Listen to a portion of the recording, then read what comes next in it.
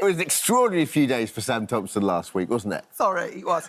He raised an incredible £1.6 million for UNICEF after running and cycling 260 miles through rain and injury from Chelsea Football Club's Stamford Bridge Stadium in London to Old Trafford in Greater Manchester. Yeah, this was all to deliver the match ball at a soccer aid on Sunday, but he is kicking about another football today. He is at Soccer Aid training ground to meet star players Paddy McGuinness, Bella Ramsey and Strictly's Gorka. Hello, buddy. Yeah, I'm here at Soccer Aid HQ with three absolute wonders, I've got to say. Bella, this is your first time at Soccer Aid. Yeah. What are your initial thoughts? I'm loving it. It's chaos, but, like, brilliant chaos. It's so fun. Like, what a cool opportunity. And 72,000 screaming fans. What's that going to feel like, walking out in front of them? It's going to be mad. I'm, like, ready for the thrill of it. I don't think it might actually be one of the best moments of my entire life. Like, I'm ready for that. And for, like, the best cause ever, UNICEF. Yeah. Like, that's why we're all here, so. It absolutely is. And do you know what? That's exactly what I was like on the first time that I walked out, which was only last year. It was like a dream come true. Yeah. It's not Paddy's first year or second year or third year, in fact. Paddy, what year is this for you? Oh, God, I think I've been doing it about 15 years. Yeah, wow. I'd like to say before you two were even born. not so much you. It is, but it's nice, you know, seeing Bella today having a chat, and you know, even though someone like Bella who's a really big star, but still gets the nerves coming to soccer. But once you're here and you find that everyone's just so lovely. It's a really nice vibe, and, it's just a magic to be a part of, and like you touched upon earlier, you know, it's a win-win because you're having fun and you're raising money for UNICEF as well at the same time. So long may it continue. Well, mate, you know, Paddy being goalkeeper, I don't know if anyone's going to put anything past him. To be fair, what's going on, mate? How are the hand skills at the moment? I've just got it. Literally, is that what? There we go. Here we go. He's already in. I would take my shirt off, but you don't want to see that on morning TV. I remember. So my first year was last year, and I put one past Paddy in training. You won't remember this, but I definitely do. And I put one past him, and I turned round to him and I went like this. I went like that. And I was through on goal on the second one. What didn't look up, and Paddy went through me. Yes. Through me, and he went, "Welcome, Soccer Aid, son." I went, "Oh my God!" One of the best moments of my life. Oh, do you know? I think just like being on the pitch with so many different people from sort of so many different backgrounds, but once the ball goes on there, you're all in the same zone then. Even though we all do different things in work life, everyone's all pulling in the same direction. But they've told me there's a penalty shootout today, and I've literally just got it. Right. I'm not feeling that confident, but you know, it'll be all right. It's good for I believe it as well. It's good for my team. Yeah. Well, Gorka, mate, this is the first year for you as well. Yes. You're swapping the dance floor for the football pitch. I've seen you're actually quite nifty with your feet, obviously, because you're a dancer. But are you feeling confident? Well, I haven't played football in years. You know, I have the twinkly feet, so I think if I cannot play, I will be on the sideline being the cheerleader for everybody. I will be throwing them dance moves for everybody. So yeah. Well, I actually will be on the sidelines. Bella, I don't know if you're aware of this, but I am an England coach now. Hello. I have. So Gary's told me that I can't play. That's outrageous. Which I found quite outrageous. Well, I think we should start a petition. He's a very cruel mistress, his gal. He's a very cruel mistress, I've got to say. But I will be on the sideline with Tyson Fury. That's cool, isn't it? I don't know. I'm also tiny, so I don't know if I'm going to be able to get into his ear. But look, if you need any tactics or any help like that, you know, I'm your guy. Thank you. I'm going to be honest with you. What position do you want to play? Well, I think in the middle somewhere, because I want the freedom of being able to just like run about. At the back, it's a bit scary. I was like thinking I'd be at the back, but it's a bit scary. I feel there's a lot of pressure. In the middle, I feel like you can get away with more. I used to play at the back. It's actually all right, you know. Is it? Yeah, because you see all the game unfold in front of you. Put a few challenges in. You don't have to do anything too crazy at the top. So at the back's kind of all right, you know. Like the chase of when there's an attack coming down and you have to like chase them down and get the ball. Bella, you are going to do so well. I can feel it already. Do you know what? Just to echo what Paddy said, like it is. it is beautiful. It's magical here. It's, you know, no matter where you're from, no matter what walk of life, what industry you're in, everybody wants to be here. It is such a family unit. The moment you get here, it's a little bubble. Obviously, we all know why we are still here. I mean, Paddy, you've seen many of these films over the years, but we managed to watch a few films last night. And what does it mean on that front for you guys to be here, Walker? It's incredible, you know, and now I'm a dad, so I have 2 children, and just to have the thought of, like, my children don't have anything of the basic things like health, food, nutrition, learn and go to school.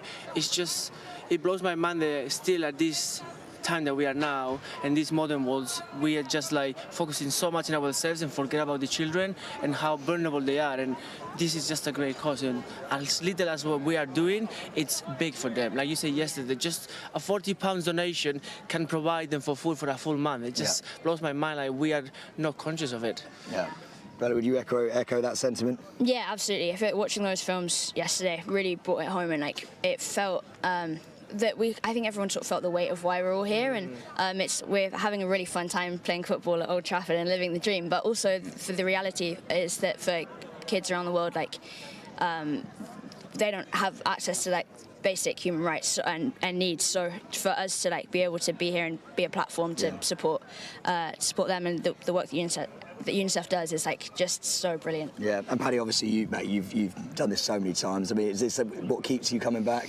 Yeah, absolutely. And you know, that's the power of football as well. It kind of brings everyone together, and it's a bonus that you're having fun at the same time. But all, you know, when you play at somewhere like Old Trafford in Soccer Aid, it's so loud. And I've talked to pros who've played, you know, in World Cups and everything else, and said they never played in an atmosphere so loud. That's because all their friends and families are coming out to get behind the team and UNICEF, and it's just wonderful to be a part of. Mate, we're going to do it all again in just a few days' time. Can I just say, seeing you next to Tyson Fury is going to be like the best fever dream I've ever had. Same for me as well. It's going to be amazing. I just hope I don't get knocked out. Anyway, we better get back to training, because I'm a coach now. Back to everybody in the studio. We love you so much. Let's go. He's a coach now. He's a coach now. That is going to be carnage. He's literally going to be talking about that for the rest of the year. Carnage. I can't wait. Thank you, Sam, and thank you to all our players. We're very looking forward to it, aren't we? Now, absolutely. this year's Soccer Aid for UNICEF kicks off on Sunday from 6 p.m. right here on ITV1 and ITVX. Yeah, I'm heading down there after this. Are you? Yeah, to the I'm so training ground, excited. absolutely. And remember, donating to Soccer Aid is very simple to give. Yeah. 30, 20 or £10. Text 30, 20 or 10 to 70818. Text cost your donation plus one standard rate message. Now, you must be 16 or over, and please ask the bill payer's permission. You can also donate online at the website shown on the screen. 100% of that donation will go to UNICEF, and every donation is going to be doubled up to £5 million thanks to the Children's Investment Fund Foundation. I'm going to be watching. Thank you so much for visiting our This Morning YouTube channel. We upload new content every single day, so go ahead and hit that subscribe button, and we'll see you in the morning. How excited are we? Just a little bit. I'm going to just try and style it out, though. Do you know what I mean? Yeah, try. It's only Josh, Yeah, do you know what I mean? It's fine. Now, from Celine Dion, Baby Think Twice for the sake of our love, for the memories. To Barbara Streisand. Oh, you... Voice of an angel. Wow. It's quite extra, isn't it? For Andrea Bocelli to Kermit the Frog, our next guest is performing some of the biggest superstars of all time. And after selling an incredible 35 million albums, Josh Groban is Yes. back. And he's here Hello. today to tell us all about his Josh. brand new album, which is this. Yes. It's called Gems. Every single one is a gem. Oh, thank you. Yes. It's absolutely beautiful. Oh, can you let's get there? Come on, there we we all go. touch Look it at that. Oh, yeah, let's all touch it. Yes. Lovely. Lovely. Yes. Josh, welcome. This is his first album in quite a while, isn't it? It is in quite a while. Since COVID. I mean, I haven't been here with a project in a little bit. I promoted an album, you know, from my bedroom when we were all just doing that. remember. Yeah. And then I went to Broadway for a year, and so it felt like a great time to kind of look back on. I can't believe I've been doing this 25 years. I started very young. Oh, nice. And so to have a compilation of songs that have been such an important part of my life and my listeners' lives, it felt like the right time. What can the fans look forward to with this? Because I know you listen to the fans. That's what I love about you. No You music. always It's just listen to lots them. of pictures in there. There's actually a centerfold that comes out in the middle. I don't hear anything at all. I'm just going to put it on my wall. Is that just heavy breathing? What's going on? No, it's we put out you know, obviously there are the songs that have been kind of like, you know, whatever hits are for me, but then also just a lot of songs that have been stories that I've been told by a lot of amazing fans that I've heard backstage of just songs that have been the soundtracks to people's lives. It's really, really awesome. I'm not great at taking a time out and looking back. And so to be able to kind of take a minute to celebrate this incredible journey we've all been on for 25 years has been great funny to compile them. When you do your version of a song or you release an original song and it becomes part of a fan's life. And it's almost like, I've spoken to mates of mine that sing a songwriter. You always have to give the song away. It's not your song anymore. You know, people come up to you and go, this meant the world to me when I buried a relative or a wedding or a birth. And it's an isolating experience when you're writing and you're singing. You're really in your own little bubble and you slide it into the door of the world and you have kind of no idea, and you shouldn't, what it's going to do, how it's going to affect other people's lives. And so now, of course, with social media, you hear all of the stories, you know, but when I first started, I had no idea. So, you know, now it's really fun to revisit them because you can get all those stories in real time. Let's talk about how you first started. But before we talk about how you first got into the showbiz, let's have a look at a little hidden gem. Oh, okay.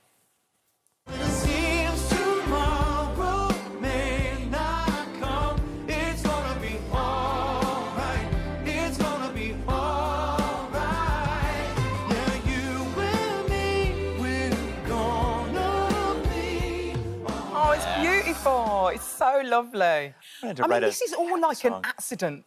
Everything. You've been on this sofa. Oh, yes. The whole thing's an accident. The car just dropped me off and said, I think this is the spot. Where am I? Yeah. And this... 17. Take us back to when you were 17 years old. Oh, my goodness. What happened? You know, I always... One of the reasons why I love talking to young singers and students who are interested in maybe doing theater or music is because, you know, you never stop learning. And you have this idea that at some point you're going to figure it all out. And you never do. You never do. And the greats that I've been able to meet, they've always stayed students. When I was that age, when I was 15, I was just getting my first lead role, you know, in a musical. And then 2 years later, I'm getting called to go to a rehearsal with Celine Dion. And you know, you have to fake a confidence until you make it. I was absolutely terrified. Oh my God, what was that day? Do you have memories of that day? I do. I mean, it was kind of a blur because it was such a crazy day. But the thing I remember the most is how giving Celine was of her energy that day, because that was her actual rehearsal. She had to be on the Grammys the next night, and I was just a fill-in kid. And for her to have kind of had the wherewithal to say, oh, something big is maybe happening for this kid, and I'm going to make this, he's obviously very nervous, I'm going to make this easier for him. And she took my hand and she gave me that support. And, you know, all these years later, right before the lockdown, I got to sing for her at Hyde Park, you know, when she did her concert there, you know, about 5 years ago now. So, you know, it's been very full circle. Can we talk Streisand? Because my always mum talk literally Streisand. brought me up listening to Barbra Streisand. Yeah, amazing. I mean, she's sensational. Talk about, you know, learning from somebody that you're singing with. I've sung 3 duets now with Barbra, and my first duet was early on, and I was on one of her duets albums. And to watch how she turns a phrase, how she interprets and, you know, approaches a lyric. When you're singing and you're young, you just kind of, you get a song thrown at you and you go, right, yeah, let's give it a go. And to watch how meticulous she is about every word, every syllable, the meaning behind it. I would watch her stop and rethink about what that line could possibly mean. You know, it was inspiring, and it's always inspiring to just be in her presence, but to sing with her is a lesson and a gift for sure. But you remember when we were kids, she just used to, like, she's a great actress as well, so she'd suddenly, she'd do like Funny Girl and Yentl and just that's the thing too, is that when I love the old school approach, you know, because back then you could be all the things. Because with emotion, it is all the things. If you sing songs, you should be able to tell those stories on stage or on screen. You're tapping into the same place. And so I love that, you know, she represents for a whole new generation of artists the fact that you can do it all. Yeah. But the biggest diva, apparently, was Miss Piggy. Is that true? By a long What was so diva-ish about her? Yeah, she was, I mean, Miss Piggy and I know there can be some gossip on this show. We had a thing for like a very small amount of time. It was, we're cool now, but it's going to be in the Daily Mail. At the time, I didn't realize though. ABC had a season of a really cool Muppet show, and they're like, we want you to play Miss Piggy's boyfriend. We're going to write it in so that Miss Piggy's going to make Kermit jealous by dating you. And I'm just like, this is going to be the greatest experience in entertainment of my life. So yeah, I got to sing for Miss Piggy. I had a kiss scene with Miss Piggy. Wonderful. Yeah, it was really, I can still feel the felt. And does she still talk to you now? Does she write letters? She ghosts me now. Oh, she ghosted you? No, I think she might have changed her number because it shows up green now when it used to show up blue. So, yeah, if you're watching, Listen, we had a good time, but I'm happy for Kermie. He deserves it. Love it. Josh, you sing in several languages as well. Yeah. I mean, what's your favourite language to sing in other than English? It's interesting because as a singing student, I would sing in all of the Romance languages, Spanish, Italian, French. That's kind of how including those on my albums came about, because I loved singing in them. I don't speak the languages fluently, but I sing the songs fluently. Yeah. I know exactly what I'm singing when I sing it. It does something to the voice, and those open vowels. I think for me, singing in Italian is my second Can you favorite. sing for me in Italian right now? What can you give me? Go on, serenade me now, Josh. Per te vivrò, l'amore vincerà.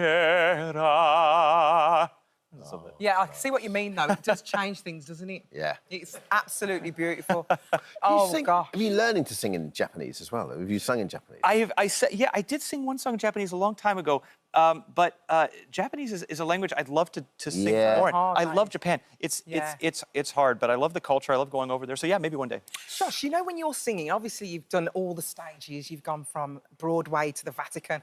When you're actually singing, who are you thinking about in your mind? Are you thinking about the love of your life? Or are you just thinking about the fact that your dog could start barking backstage? Sometimes, if I'm ever thinking about either what my dog's doing backstage or what's for dinner, I need to pull myself back in. Really? Oh yeah. Well, you do Does it happen sometimes? Every so often, if you're doing 20 songs a night and you're doing 200 shows or whatever, there are moments where you're just kind of you leave your body a little bit and you start to think about I'm going to play Call of Duty later. No, this is supposed to be a romantic song.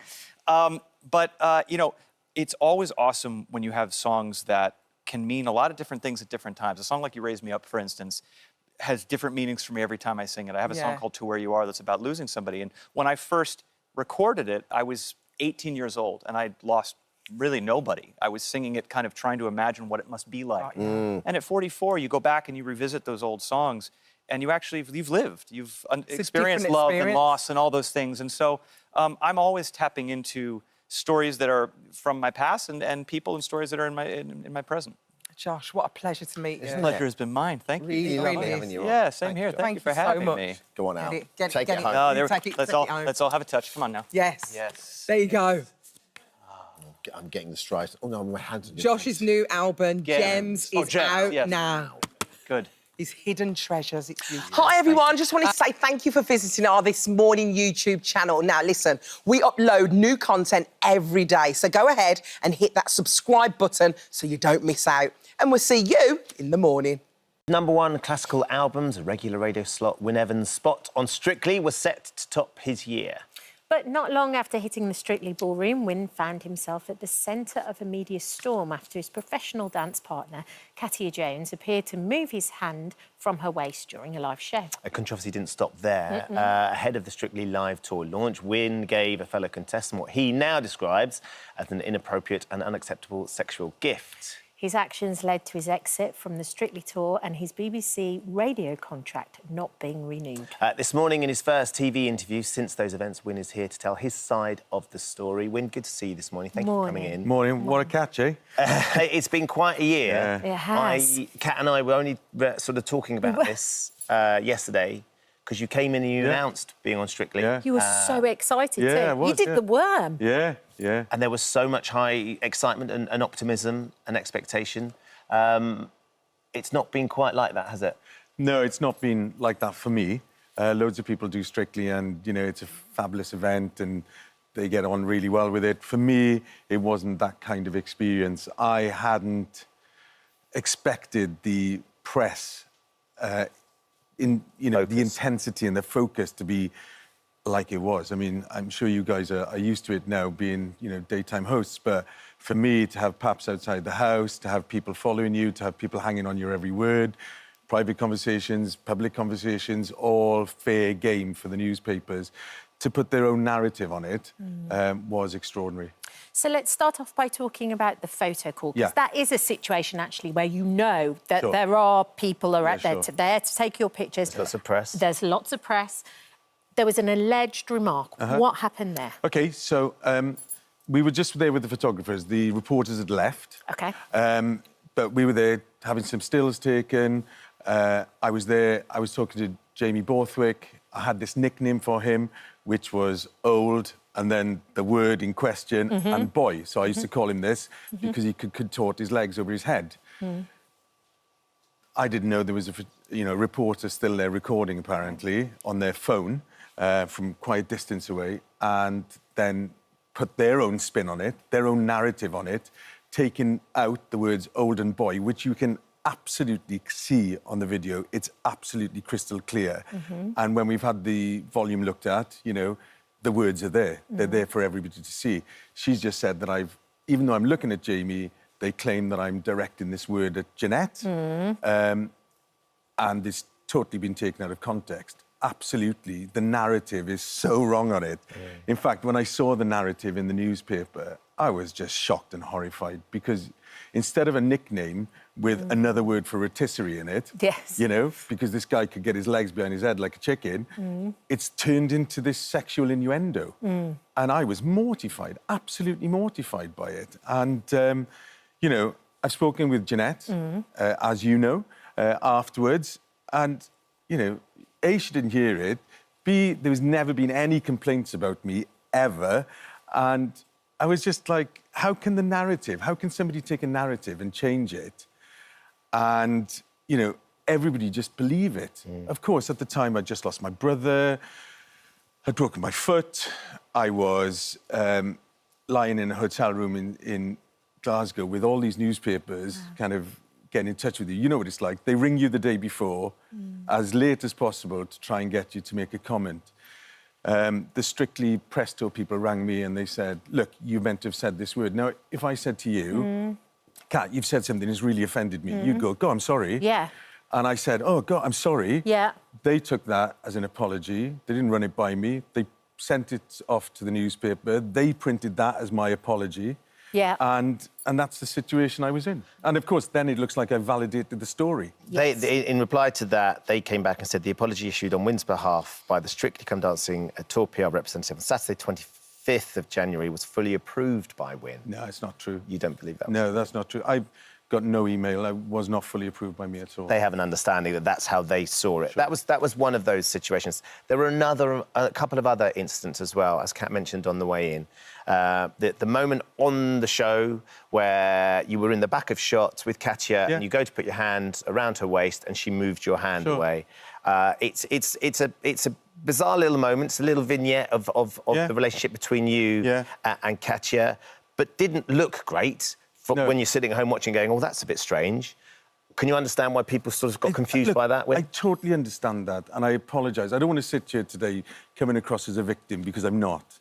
I totally understand why people were upset by that, and I get it. But, again, it was... Look, I'm naive then, if I'm anything, right? Because Katya says to me, look, have you seen people are just saying on Twitter and... Instagram or TikTok Instagram, all of this, that... every touch, every nuance. I'm sure they do it to you, right? Oh, Ben put his hand on your shoulder. Oh, they're not getting on today. She's turned her back on him, all of that, right? These amateur body language experts. So Katya said to me, right, you put your hand on my waist, I'll move it back, we'll see if anybody picks it up. And boy, did they pick it. In fact, she drags me. You said we're in the background. She drags me. She said to me, let's get down the front to make sure everybody sees it. So we're down the front. I put my hand in her waist, she pulls it back, right? And then I'm sat in makeup afterwards, and I go, oh, my word, this is terrible. It's exploded. Right? So I showed it to her, and I said, we need to make an apology video. So we did this apology video, and it was 50 seconds long. And I remember saying to the people at Strictly, oh, look, we've done this video because, and they said, oh, no, you can't put that, that's too long, right?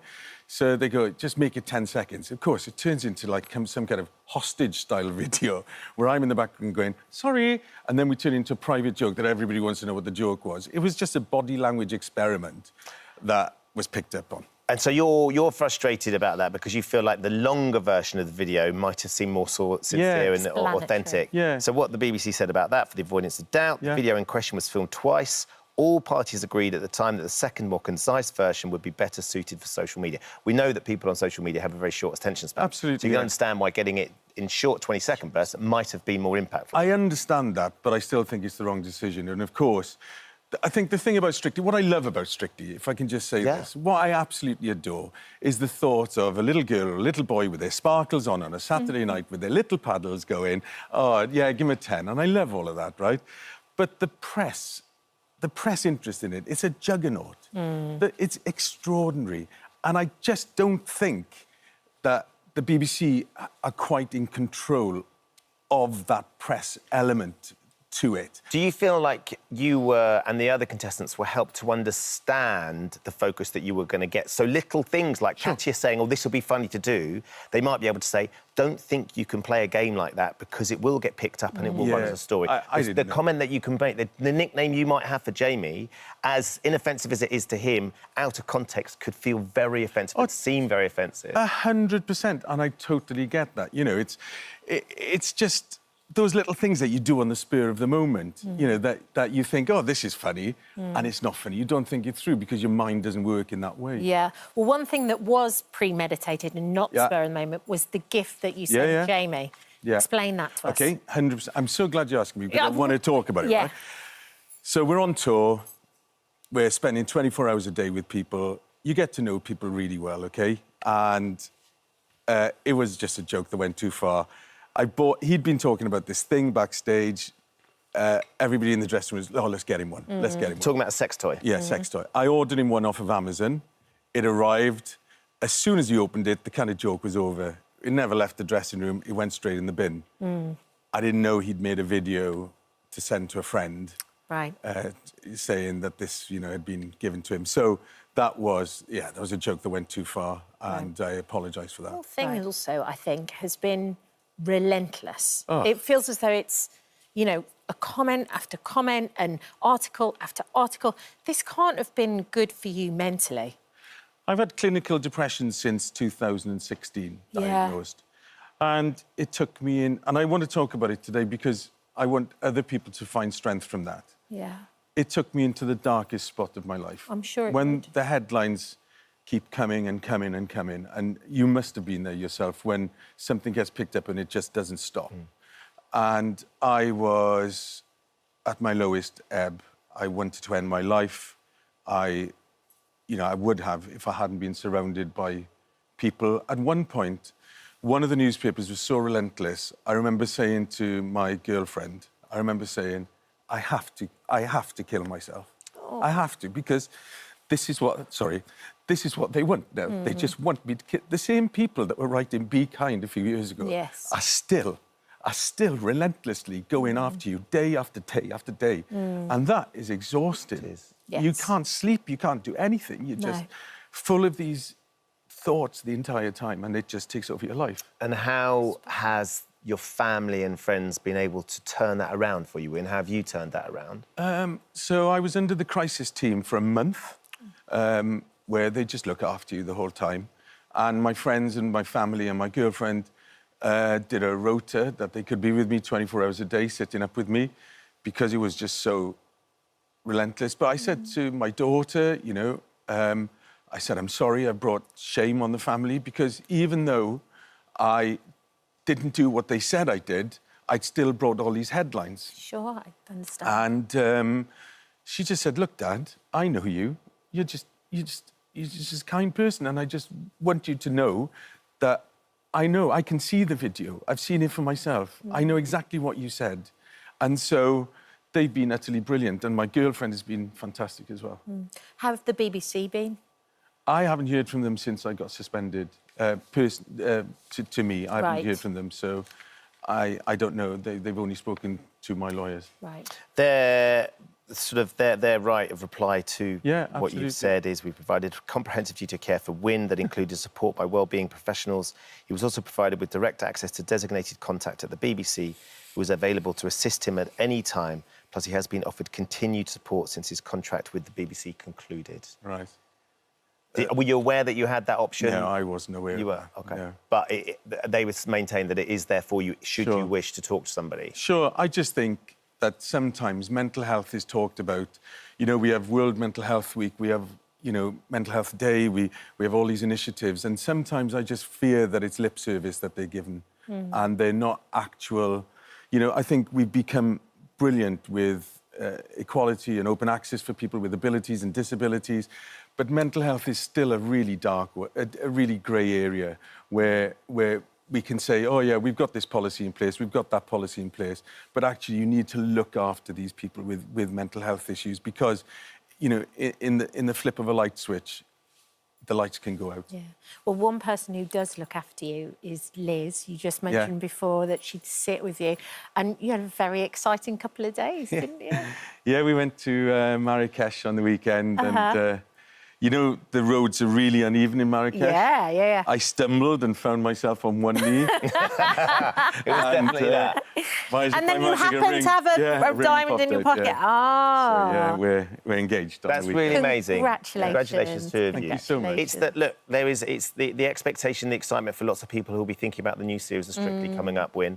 What would your advice be to them? I'd say, not to the contestants, to the people watching it, keep watching it. Keep watching Strictly, it's beautiful, right? The dancing is beautiful. I'd say, please don't believe everything you read in the press, and sometimes don't believe anything you read in the press, you know, because a lot of it is just clickbait. Yes. And sadly, as social media's got bigger, the clickbait articles have become bigger as well, haven't they? And if you could go back and do anything differently, what would you do? For me, I wouldn't do it. I didn't think it was a safe environment for me to do Strictly. Right. I wouldn't do it. But I loved the dancing. I loved Katya. I loved Jeanette. I loved all the guys, you know, that were there. It was just literally the attention that Pressure I got. cooker. Yeah, it was a pressure cooker. And anyway, so look, I'm happy now to be back in Wales. Got my new. I've taken a bit of a Chris Evans move. Yeah. I'm going to start my own show on my own on Monday. Congratulations. WinEvansShow.com. Yeah. So yeah, 9 till 12. So I'm really looking forward to And that. you're singing? Singing, yeah. I've got a tour coming up in early 2026. I put a show on sale thinking, oh, does anybody actually want to see me anymore? So I just put one on sale. It sold out in like 20 minutes. So I thought, oh, yeah, the support from the winners, as we call them, the people who listen to my show, has been incredible. It's been amazing. Public support has just been absolutely off the scale. And that has warmed my heart and really kept me going. I'm sure it did. Thank you for joining us today. No, thank you for giving me the time. And congratulations. Thank you. And congratulations to Liz as well. You. Send her our love. Thank you. Thank you so much. Thanks for being so honest as well. Cheers, It will make a difference. If you have any need of any help or support with your own mental health, you just heard Win talking about, it's so important that you get some help. Get to the website, itv.com. Oh, hello. Thank you for visiting our This Morning YouTube channel. We upload tons of new content every single day. So hit the subscribe button, like all the videos, and don't miss out. We'll see you in the morning. Culture Club hit the road this summer for festival season. Boy George has popped in to say good morning. Good morning to you. Morning. Lovely to see you. It's lovely to see it. So you're off. You're off out and about. You're meeting the fans. You're going to be at Uptown. What are you doing? Uptown, which is in Blackheath, which is kind of near where I grew up. Oh, so it's like a homecoming. It is a bit. I mean, Blackheath is posh. I'm actually from SC9 originally. Right. And then moved to SC18. And Blackheath was always like a place I wanted to live when I was a kid. I was like, you know, I'd love to live in Blackheath. But... So how does it feel when you're doing a festival there? Is there sort of a lot of memories of sort of...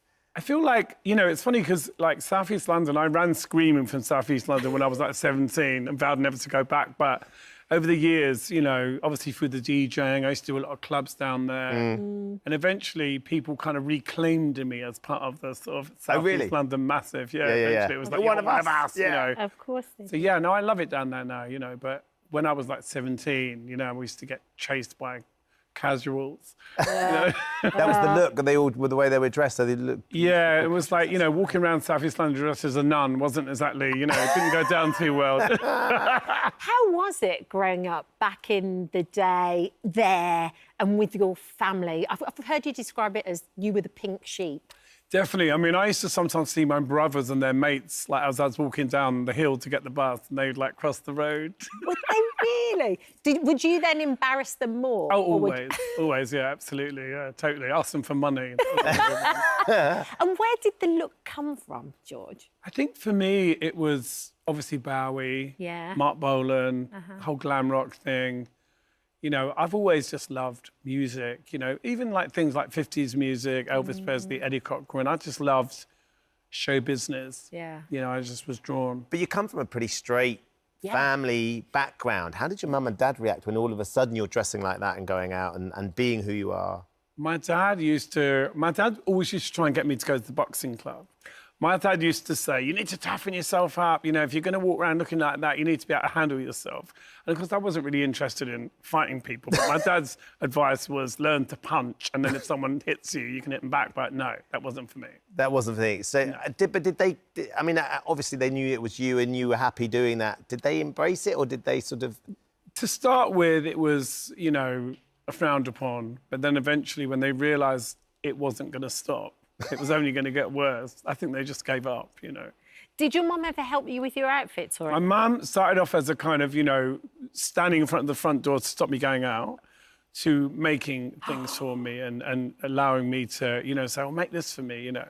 What a brilliant mum. Yeah, it was How great. did you turn her around? Was it just where Defiance. It was literally just, you know... you wore them down? Yeah, I just kept doing it. And it But was I like... think lots of people were the same in that era. I remember actually Martin Kemp coming on and talking about the Blitz. And he said the closest thing to it was you went in there and you felt like everything was Technicolor. Like your senses were heightened. So everybody was dressed differently. Also, when you're like 17, you don't really care what other people think. Do you know what I mean? You just... I always used to think, why do you care? Yeah. You know, but sort of loving the attention. It's a weird one. When you dress up and you're a show-off, part of you wants the animosity and part of you doesn't want it. It's a real double-edged sword because why do people have to make comments? You know what I mean? Yeah. I think he also got his mum to make his outfits as well. Did. And she said she made some leather trousers for him, but didn't ever put anything to undo them. So he was desperate to go to the loo, and they hadn't put a zip and a button in. So he was just... My mum was an excellent seamstress. It was like she would copy Vivienne Westwood clothing. And in fact, one time I was in Paris wearing a pair of trousers my mum had made, and Vivienne came up and inspected them, and she goes, they're not mine. I said, no, my mum made them. And she looked at me, she said, tell her she did a fantastic job. Wow, praise from Vivienne Westwood. It must have been your mum's proudest moment, like printed up the T-shirts with that on. One of the lovely things when Culture Club and you'd really hit the scene, of course, there was plenty of interviews that you've done over the years, George, where you talk about the future, you talk about who you are. And we found a clip of nearly 40 years ago of an interview where someone asks you what you would like to be remembered for in 40 years. And here we go. This is what you said. You would like, what do you think you might be doing in 40 years' time? I hope I don't know what I'd like to be remembered for. Songs, mainly, you know. I mean, because I actually read something in the newspaper the other week which said Boy George was nothing to the discovered mascara, which I felt very insulted because, you know, I write songs. Can I imagine what you would look like in 40 years' time? Are you going to be like that? Hideous, probably. Well, I mean, everyone wants to grow up gracefully, but sometimes you just can't help it, you know. Oh. Aren't you gorgeous? I look better. You look fabulous. But aren't you gorgeous, though? Your raspy voice, you're so gorgeous. Do you remember that? Yeah, I do. Yeah. I do remember it, yeah. And it's a funny one, isn't it? Because, like, when you first start, you know, when we first started the band, nobody was thinking about the future. No. Nobody thought we were sitting there 40 years later talking about our careers, you know. It just wasn't, you know, we thought we'd make a record, maybe do one tour. You know, it's...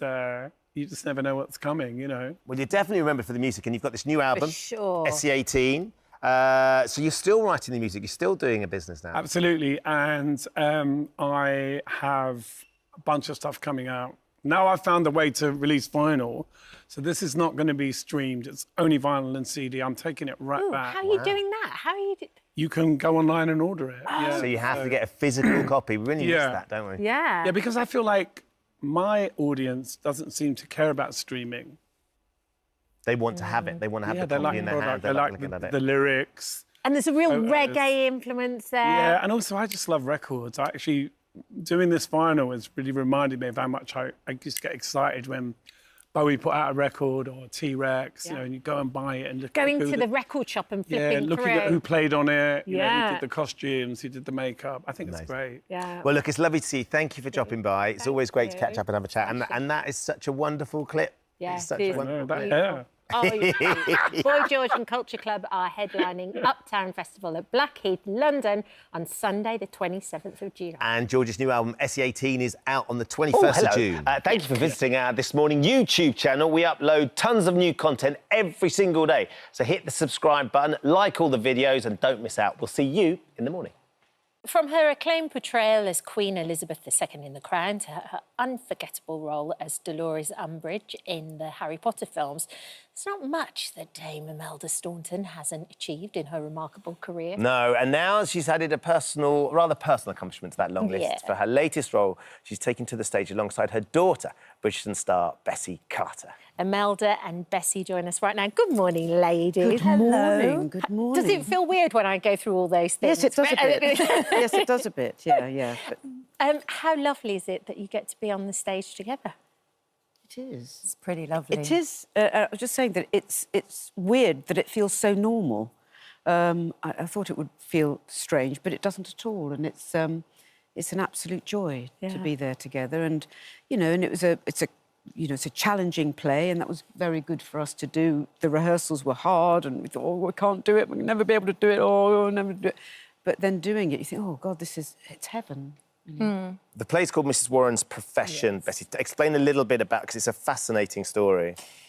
Well, written in 1893, already having the word profession following Mrs. Warren was sort of not allowed at the time. A woman having a job was sort of really looked down upon. So it wasn't allowed to be performed for the first 25 years after it was written. So we're resurrecting one of his lesser-known plays, but it follows a mother and daughter who are somewhat estranged, who come together at a sort of definitive time after Vivi, my character, has graduated from Cambridge, and her future life is, laying in front of her, and Mrs. Warren has some plans and Vivi has others. And throughout that confrontation, Mrs. Warren's profession, I suppose, is somewhat revealed. We won't reveal it now, not to spoil it, but so it's a bit of a head-to-head of arguments, ideas, and what's so brilliant is I don't think the play answers any of those questions.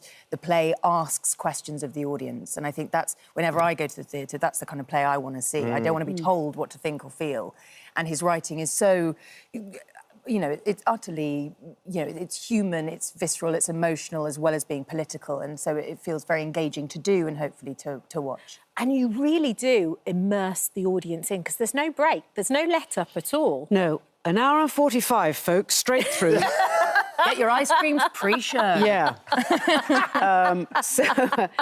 But it's great because it keeps sort of winding it tighter and tighter, and the director decided on that. I mean, it's 4 acts, but it's 1 hour 45 straight through, and the intensity just builds all the way through. Yeah. And I feel so proud that it's sort of been a difficult thing to do, and that it's in the West End, and the audiences, and God bless them, they're all coming, and having to sit and really listen, because these are long, complicated arguments that are very human, and it's all, poverty and the rich and the poor and the money, and why do people have to do these jobs when, all that. Yeah. So it's all extremely current. But written 130 years ago. Amazing. Yeah. How relevant really. And also, he was a great champion for women, and Bernard Shaw, and talking about, I even have a line, it isn't right that there aren't better opportunities for women. That was written in 1837. Wow. By an Irish man. Wow. Yes. He serves the English so well. So ahead of his time. Brilliant, yeah. I'd imagine, though, Imelda, and we sort of, Kat mentioned this, there must be moments, and as parents ourselves, where you're on stage and then you're suddenly opposite your daughter who's playing, and I would get lost. Gosh, she's very good. She blows you away. Yes. She's so good, and she's so tall, and she looks so good. Tall. She's literally got it all. So tall. You've got it tall. Got it tall. No, it is. Yes, I mean, I was doing that in rehearsals as well, thinking, I can't believe, yeah. So but then you have to then just get on with your job. But of course, we talk to each other all the time mainly about what's in our packed lunch. To be absolutely honest. We're still talking about that. Yes. But, and are you going to nap now, then, between the shows? Or are you going to nap in the important things? Yeah. And the last time Jim was on, he talked about you guys doing, and he said how proud he was. But also, when I saw him going to the very first night, he was so... I mean, I can't imagine how proud he must be sitting in the audience. Yeah. I think he must be. I mean, he doesn't understand at all. We sort of met up a few times to talk through our scenes before we started rehearsals, obviously, because it's quite dense. And the first time we were up there for probably about 3 hours, we came downstairs and he just went, what on earth could you find? What are could you you be talking talking about for that long? So I just don't think he leaves it to us, and he's very good at. Yeah, very happy to do that. And as I said, he looked at us on stage. Goes, there's my pension. So yeah. Keep going, girls. Yeah, keep going. We'll bring home the bacon, Dad. Don't worry about it. It must have been fabulous, though, Bessie, having... I mean, you've followed them into their profession, but having parents that have done this extraordinary job for so long, and imagine roles that you loved as a child. I mean... Oh, look, there you are. Where are you there? Oh, my goodness. Oscars. That was a Monsoon, that dress. Was it? Monsoon and Jigsaw, I think. There you go. Very relatable high street. Also, same colour as today. How do you even remember that still? It was It the was Oscars. exciting. Oh. It was very exciting going and buying that dress. How did you cope with parents that were sort of well known as a teenager growing up? I mean, to be perfectly honest, sorry to speak about when you're right here, they're very normal people, my parents, which is very lovely. And so nothing really shifted or changed within our family. So it was it just was normal. I mean, when you're growing up, what you grow up around seems normal to you. So it seemed normal. They were working actors. There were periods where they were out of work, periods when they were in work. You know, so it felt like a very viable career that, you know, was great, but also had its ups and downs. And so it probably seems more sort of glitzy on the outside, but it's not. It just seemed very normal. Did you ever worry when you said to them, Mum, Dad, I think I want to act? Well, I don't think we even had that conversation. You've not discussed what you're going to do as a profession yet? No. I just think it's slowly morphed. You know, it's what I love doing at school. I did all of the kind of stagecoach, NYT, all of the kind of things I could get my hands on, because it was just the thing I loved the most. So it just naturally snowballed into happening, I think. I think seeing her play Henry VIII at 11... was actually in the hit musical Henry the Jude was a turning point. Definitive. Let's be honest. Didn't she forget the tummy though, or something? I forgot the tummy, and I had to use a jumper, and I was devastated. I mean, it was so unproffessional. Was that when you realised she was destined for the stage, when she was upset about forgetting the tummy? No, she was. I thought, oh no, you've got something. You're only 10 or 11, and you've got something, and I, you know, you don't really know what that is. Yeah. But if you've got there's confidence. All you can give your child, I think, as a parent, is confidence to fail and to succeed, because they're both dodgy in equal measure.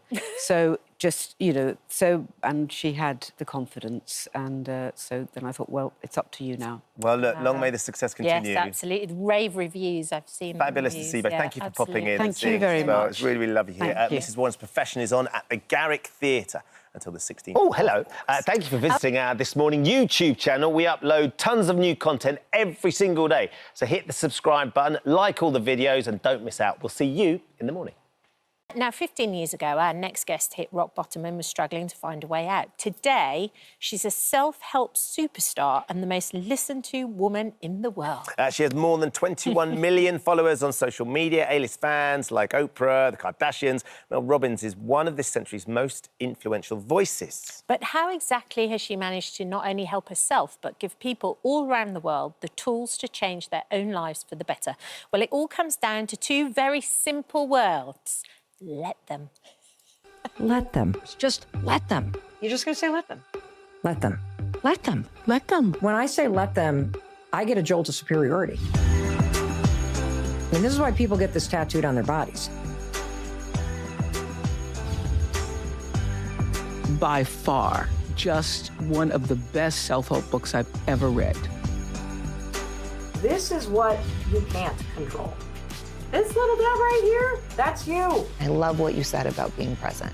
It helps you feel the way that you want to feel. I've spent my entire life being the fixer. It is possible to be somebody that helps everybody else without losing who you are. In life, there are always three things I can control: what you think, what you do or don't do, how you process your emotions. The more you let other people be themselves, the better your relationships become. I hope you know just how meaningful you taking the time to be here. And I just want to say thank you so much. It's meant the world to me. Wow, and the incredible Mel Robbins joins us now. Good morning, Mel. Good morning. Mel. Lovely to meet you. We were just talking before, and we were saying about where you came from and how you developed this idea and how you learnt the hard way. Oh, my gosh. I don't know what it is about me, but I have to learn things the hard way. And all of the success that you see now, even watching that tape package, I'm like, who is that? And I'm like, oh my gosh, it's me. I think one of the reasons why I'm really connecting and resonating with people is this also happened later in life. Yes. So for those folks that don't know, when I was 41 years old, my husband's restaurant business started going under, and we, like complete morons, had secured the entire thing with our life savings, our house.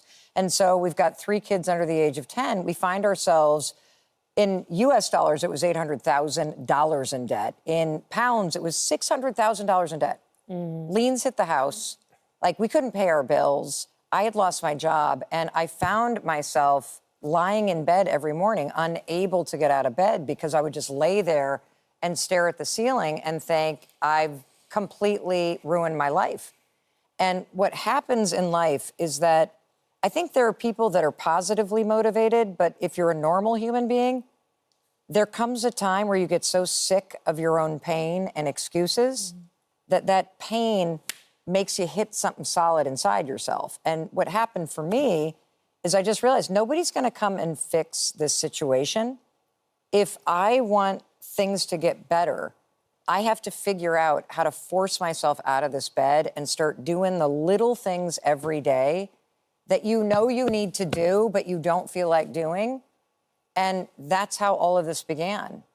And it's been 16 years of simply putting one foot in front of the other and doing the next thing that I didn't feel like doing that has led to everything that you see now, whether it's the podcast or the books that I write or the impact that I make online with people. Mel, what do you think the Mel that's lying 15 years ago in bed looking at the ceiling thinking, how are we going to get out of this, would make of the Mel that's sitting here now with all of this extraordinary... I don't think that I could have ever even imagined something as extraordinary to happen. And here's the big message. I don't think you realize what you're capable of. And the mistake that you make is probably the same mistake I was making. You are waiting to feel ready. You are waiting to feel motivated. You're waiting to feel like you have it perfect. You're waiting for the right time. And I'm here to tell you, all of that waiting is what's ruining your life. Motivation is complete garbage. Complete and utter rubbish, as you would say, because it is never there when you need it. I mean, if motivation were easy, we'd all have $1 million and six-pack abs. We'd all be living our dream life.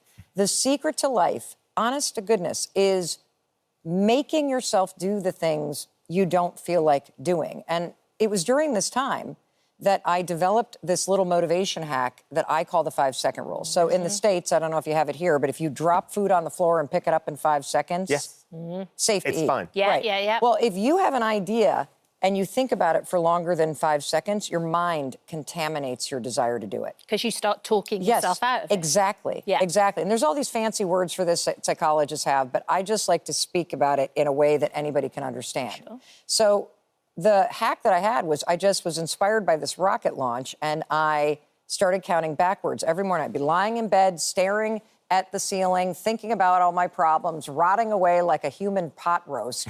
And then I would just start counting backwards, 5, 4, 3, 2, 1. And then I would get out of bed. And I called this technique the 5-second rule. You got to move in 5 seconds or you will literally talk yourself out of it, as you said. And I use this little countdown thing, 5, 4, 3, 2, 1, to push myself every day through the anxiety, the depression, the excuses. Because the truth is, one of the beautiful things about life today is you could go to ChatGPT, if that's what I always say it wrong because of dyslexia. You could put in, I want to know how to do X, Y, Z. Tell me what to do 15 minutes a day for 30 days. It'll spit out the best plan. It'll work. The problem will be you. Because then you're going to be like, oh, is that going to work for me? And it's always you against you. And so that's how things began 16 years ago. I just wanted to get out of bed. I just wanted to get the kids on the bus. I just wanted to start paying my bills. I just wanted to stop screaming at my husband. And I think we all know what we need to do, but we're waiting to feel ready to do it. And that's the trap. But I think also, Mel, what you do so brilliantly is you make it so simple and so bite-sized. You don't kind of cloud it with more kind of sophisticated words, and you don't make it difficult. Life is difficult enough. It's like when you talk about your phone. I made the switch last night. I put an alarm clock by my bed instead of the phone, because the phone is a big thing. Well, tell everybody what the thing is about. So the phone, the minute the alarm goes off, you pick up the phone and then you start scrolling. Yes. And all of a sudden, you're horizontal, and instantaneously, there are thousands of people in your room with you, telling you, feeding you information, the world's problems are on your shoulders. Yep. And then all of a sudden, you've wasted another 20 minutes and you're then anxious. Of course. Well, yeah, because if you start your day and you're like this, right, and then you reach for your phone, you're not even vertical, and you've let the headlines and texts and emails from work get into your brain. This is one of the reasons why you're last on your list. This is one of the reasons why you wake up behind and exhausted. And so the simplicity is important, because if it's not simple, you won't be able to do it. Yes. That's what you the do power brilliantly. of this let them theory. Yeah. It's so simple, anybody can use it. Can you explain, because it's a fascinating, when you hear you talk about it as well, can you explain what you mean by let them? Sure. So the let them theory is a mindset tool that shows you, like that, what's in your control and what's not in your control. And it's so simple to use. Literally, any moment you feel stressed out, worried, annoyed, frustrated, upset, hurt in life, you just say, let them. That's it. That's it. You don't even need to buy the book. That's it. And I'm not sure your publishers are thinking that. Here's the thing. I want people to use it. Yeah. That's why I care so much about this, because we live in a moment in time where there is so much out of your control, whether you're worried about AI, or you're worried about the headlines, or you're worried about somebody in your life, or you're worried about your job, or you're stressed out about your kids. There is a better way to go through life, because all that stuff out there, yes, it's real. Yes, it's important, but it doesn't and shouldn't impact you in here to the extent that it does. And when you learn, as Viktor Frankl in Man's Search for Meaning, how to see what's out there as beyond your control, but take control by managing your response to it, you gain control of your life. You will never be able to control the amount of traffic and construction in London. Let them. Let them. You can't control how long the queue is in line. Let them. Yeah. You can't control the challenging people in your family. In fact, the reason why we have families is because it teaches us how to love people we hate at times. You got to let people be who they are and who they're not. Because the one thing in life you can't control is another person. What they think, what they do, what they believe, how they act. When they heal, if they ever heal, if they get to, let them be who they are. Because that's not where your power is. And that's why you're so stressed out, because you're managing everybody else. Let them be who they are. Let them say what they say. Let them think what they think. Now, let's take our power back. Let me is part two. Let me remind myself there's three things in life I can control. I control what I think about this. I control what I do and don't do. I control how I respond to my feelings. And what this taught me is for the first 54 years of my life, I was living it in reverse. I was giving all my time and energy to managing everybody else. I put more weight into other people's opinions. I was navigating my day at work based on my boss's mood. There's an easier way. Let them. Stop managing everybody else and take the power back. And what you'll recognize is you have no idea how often you allow the world to stress you out. And that's why you're tired. That's why you have no energy. When you protect your time and energy from all this meaningless stuff and from things you can't control, you get your time and energy back. It's crazy simple. It is simple, and hearing you say it is really compelling and very simple. Brilliant. Thrilled that you're sticking around, because you're going to be taking some phone calls from our viewers, aren't you? Oh, great. To offer them some help as well, because I think that's going to be really pertinent. Yeah, for sure. Mel's new book, The Let Them Theory, is out now. Thank you, Mel. Look forward to that. Thank you for visiting our This Morning YouTube channel. We upload new content every day, so go ahead and hit that subscribe button so you don't miss out, and we'll see you in the morning. He's come face to face with some terrifying creepy crawlies and braved even the most brutal of bush tucker trials. But all of that paled in insignificance to the mammoth mission that our Sam put himself through last week, travelling 260 miles from London to Old Trafford to deliver this year's Soccer Aid match ball in time for kickoff. He had to dig deep to push through what was the toughest challenge of his life, but push through he did, and we honestly couldn't be prouder of him. Here's a reminder of Sam's incredible achievement. Let's go, Sam! guess who's joining you on your next peg? No, you're not. No, I'm actually not. Oh! Oh! Look what you've done, Sam! I was absolutely fine for the first, like, 35, and then my car popped. God, the rain's just coming in now. It's not quite the sunshine you had yesterday.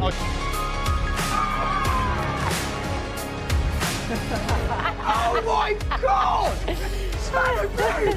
You are remarkable. You have raised 900.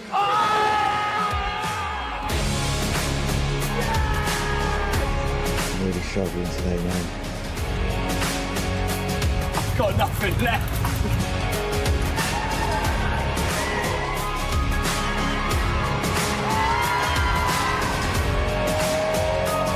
£1,516,433.22 so far.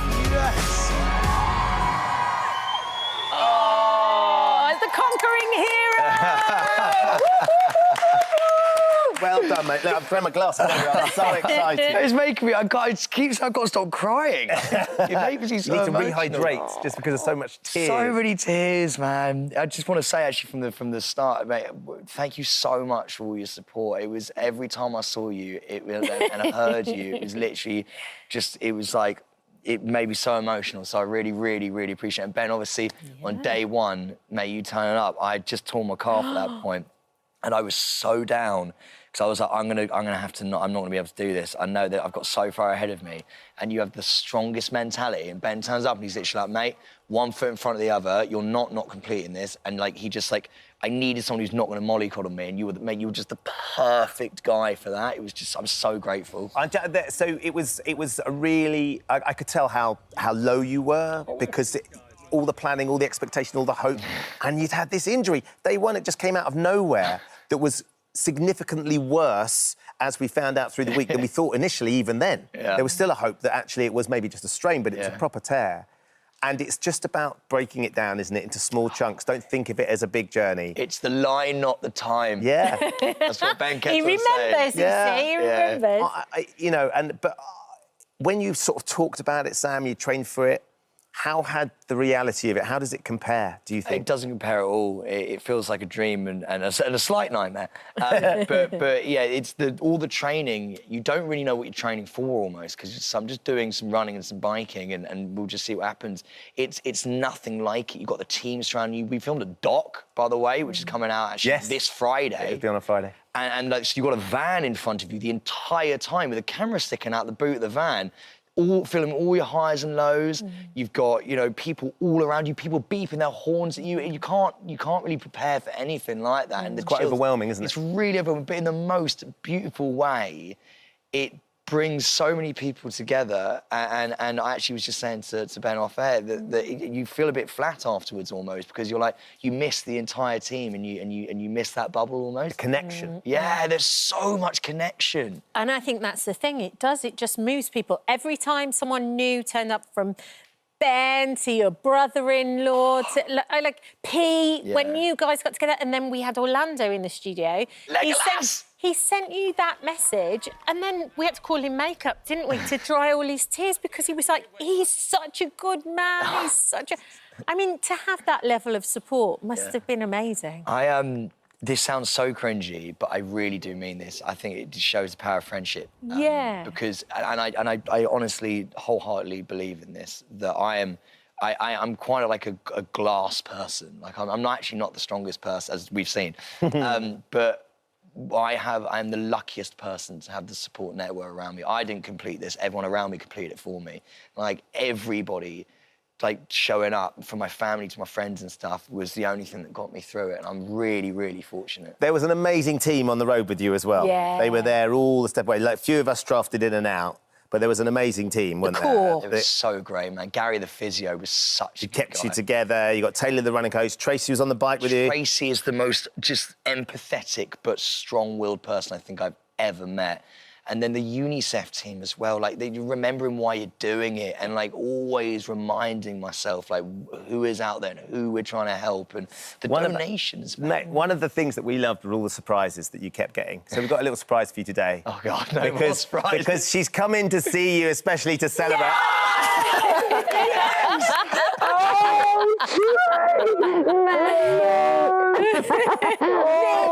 No, you're going to cry again. I'm so sorry. Tracy, have a sit down, have a sit down. This is Tracy, who was every pedal step alongside Sam on the route. What was it like for you? Oh, it was amazing. I mean, what a guy to do a challenge with, you know? I mean, he just literally gave his all from start, oh, bless him, from start to finish. I mean, you couldn't ask for more from you. Could No, you? Trace is a machine. Yeah. Do you know, there was a moment on Thursday where I didn't speak to Tracy for over an hour because I had gone really, really dark. And Trace just turns to me and goes, whatever you're channeling right now, keep doing it. I'm not going to speak to you for an hour. And we just put our head down we cycled together. In silence. In silence for over an hour, and I just burst into tears at the end of it and hugged Tracy, and it was just such a magical experience. It really was, wasn't it? And it was so emotional because, like, every time that sort of like there was quiet, I thought, should I be worried because he's quiet? Obviously, sort of like, you know, concentration on the main road, and you just literally, I thought, no, he's got this. You've got to chew the miles sometimes. Yeah, You've got to get them under your belt. But that second day, though, Tracy, have you ever cycled in rain like that? Oh, my God, it was apocalyptic. Like, literally, I mean, you could not see. We were trying to talk. My lips were numb. You just stood there, and I thought, oh, my God, could we actually get any worse? And it was awful. I mean, we had to stop because it was too dangerous. It was too dangerous. That's the point. Even the weather was conspiring against you. Despite all of those things, you did it.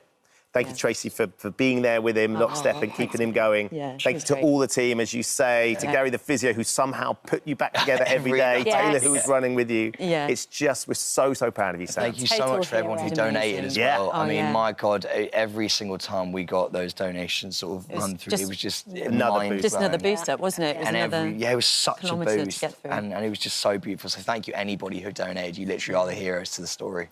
And you can still keep donating. Yes, you can. Now. Donating to Sam's matchball mission is simple. Yeah, to give 20, 30 or £10, just text 30, 20 or 10 to 70822. Text costs you a donation plus one standard rate message. You must be 16 or over and please ask the bill payer's permission. You can donate online. The websites are shown on screen. 100% of your donation will go to UNICEF. Every donation, we doubled up to £5 million thanks to the Children's Investment Fund Foundation, which is amazing. Soccer Aid for UNICEF 2025 airs live Sunday, the 15th of June, 6 p.m. on ITV1 and ITVX. And you can see Sam's documentary, Sam Thompson's Matchball Mission, on Friday at 9 o'clock, ITV1 and ITVX. Yes, I had to tell him about it. I had to tell him about it. Good, so proud of you, mate. Well done. I'm so grateful. Thank you so much. And thank you, Tracy, for you. Oh, hello. Thanks for visiting our This Morning YouTube channel. We upload tons of new content every single day. So hit the subscribe button, like all the videos, and don't miss out. We'll see you in the morning. Not many people can say they've been the Prime Minister 3 times, but our next guest has done just that. In addition to his Tony Blair hat-trick, he's also played villainous vampires and David Tennant's long-suffering best friend. But now Michael Sheen is taking a break from Hollywood to introduce young readers to this, Spark the Dragon, in his very special children's book. Morning, Good morning, Michael. Oh, good morning. This is nice. Come on, let's move over and get closer. Where did the idea come from, Michael? Where did I get the idea from? Well, I've been interested in the themes of the book for a long time, around homelessness, looking for a home, what a home means. And I was asked whether I'd be interested in doing something like this for young readers. And so myself and Jess Webb got together and we worked out the story about Spark, this little dragon who loses his home in a storm and then has to go on a journey to find a home, and people help him, and eventually he finds somewhere that he can call home. So it's something that I can read to my kids as well, which is amazing. You know what's so lovely about this? Because I could remember going out with my son and seeing homeless people and him always asking, why are they outside? Why are they... and been struggling Yeah. to like come up with a reason as to why that was happening. So this book for kids, it's going to be beautiful. Yeah, I'm hoping that this gives a sort of a context for people to have those conversations for really young readers. When when you're out in the world and you see things going on and you're curious, asking questions, and as a parent, it's hard to talk about something that complex. And hopefully this gives a sort of a frame of reference to start having those conversations. Where did that first come to you, Michael, when you first became... I mean, obviously, we're aware of it all our lives. Like, you on the Saturday... I remember Saturday in Colchester with my dad, and there'd always be a couple of guys, and once again, that awful conversation you have with your kids, what now I remember with my son. But when did you first become aware of it and it really kind of chimed with you? I think I remember being... I was doing a play in London at the Almeida, and there's a long road up a street in Islington. So I used to come out the tube and walk that long road all the way to the theatre. And I remember each day I would see people in the shop doorways, And this is quite late on in life, I suppose. I was, in my 20s. It got to the point where it was taking me longer and longer to get to work because I would stop and have a chat with people, and sort of feel like, well, I realised quite quickly that I think we have basic human needs to stay alive. We need to eat, we need to drink water, but we need connection as well, and to feel seen and to feel acknowledged that you're still alive, no matter what your circumstances are. And that kind of was a big change for me, seeing that, and so being able to do this, and it's published in association with Shelter.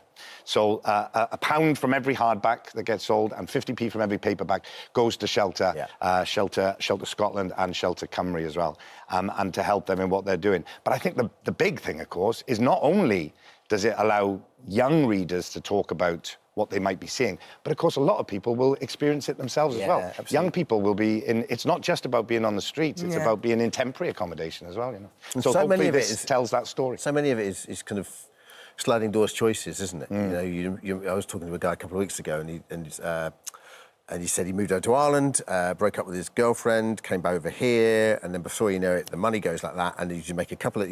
no addiction issues, you just make a couple of choices, and next thing you know, it's out on the street. And he said it's so hard to get back. And it can be anybody, really. It can be anybody. Well, that's the thing. A lot of people I've spoken to over time, maybe a parent has died. Yeah. And it has such a big emotional impact on you. Things can spiral so quickly.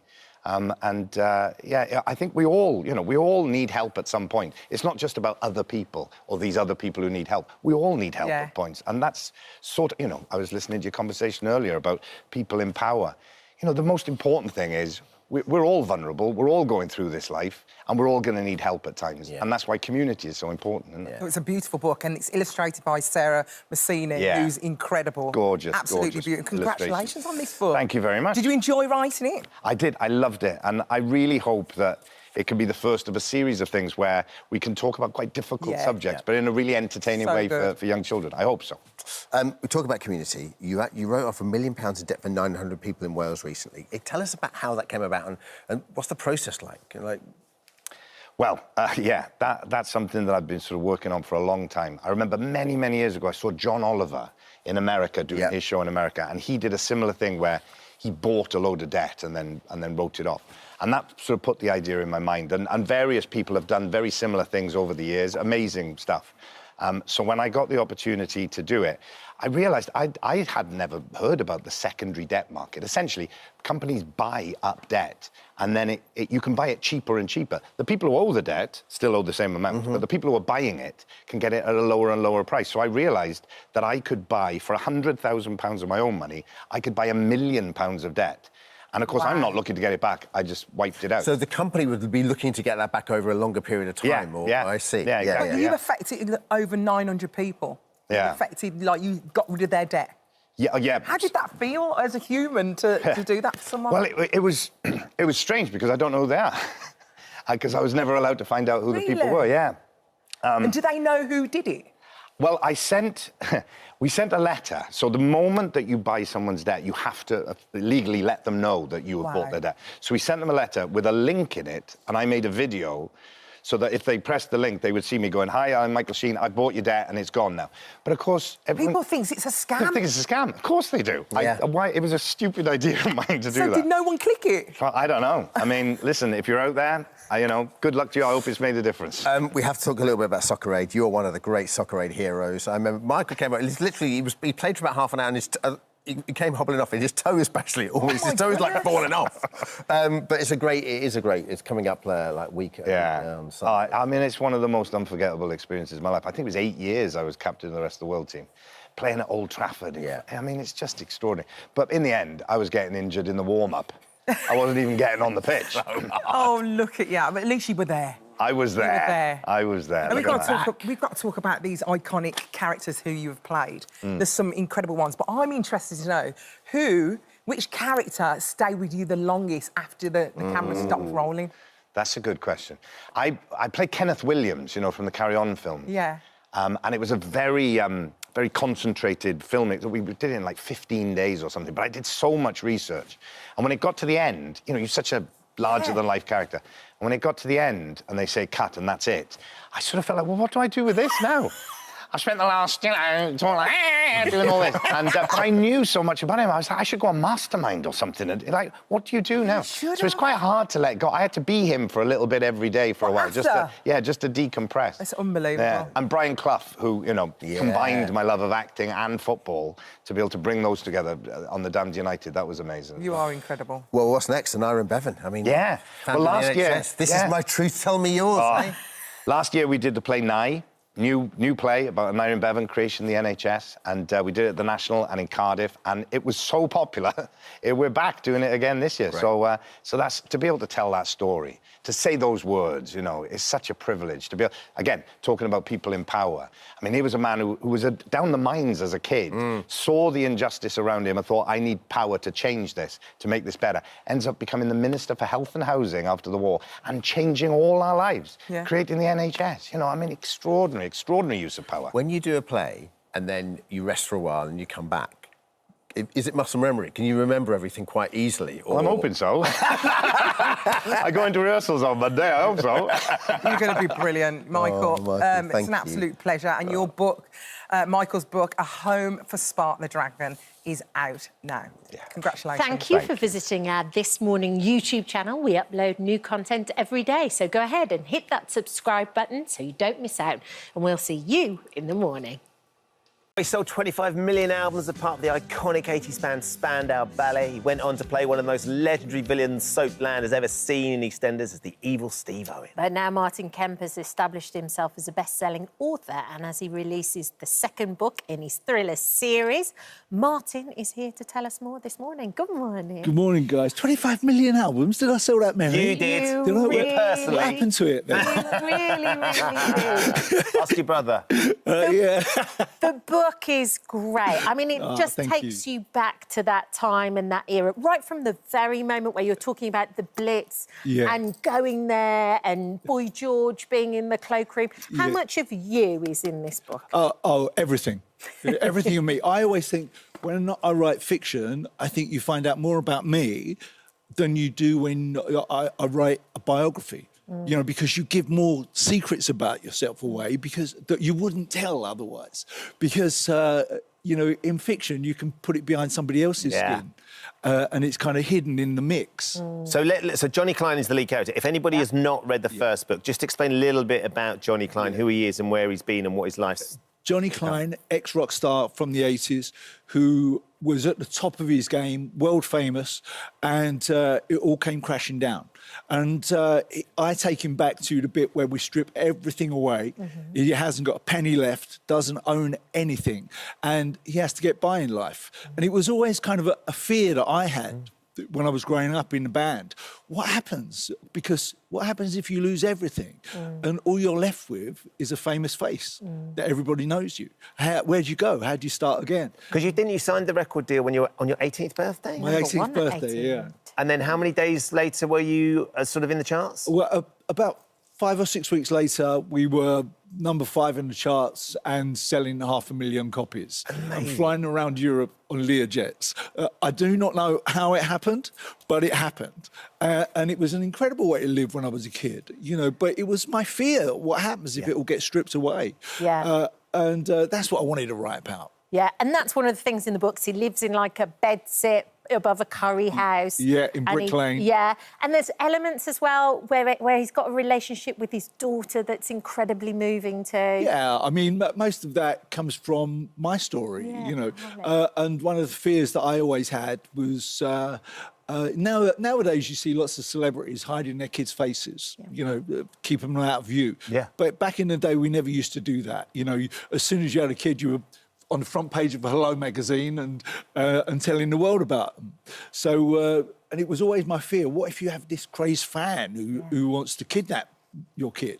And that was my fear. And so I put that into the book. And some dad jokes are in there. Oh, yeah. Few dad jokes, few Well, he is a corkers. dad. He is a dad. And, you know, I grew up watching... for me, Johnny Clyne is always kind of like the cheap version of James Bond. Right. You know, the real-life James Bond.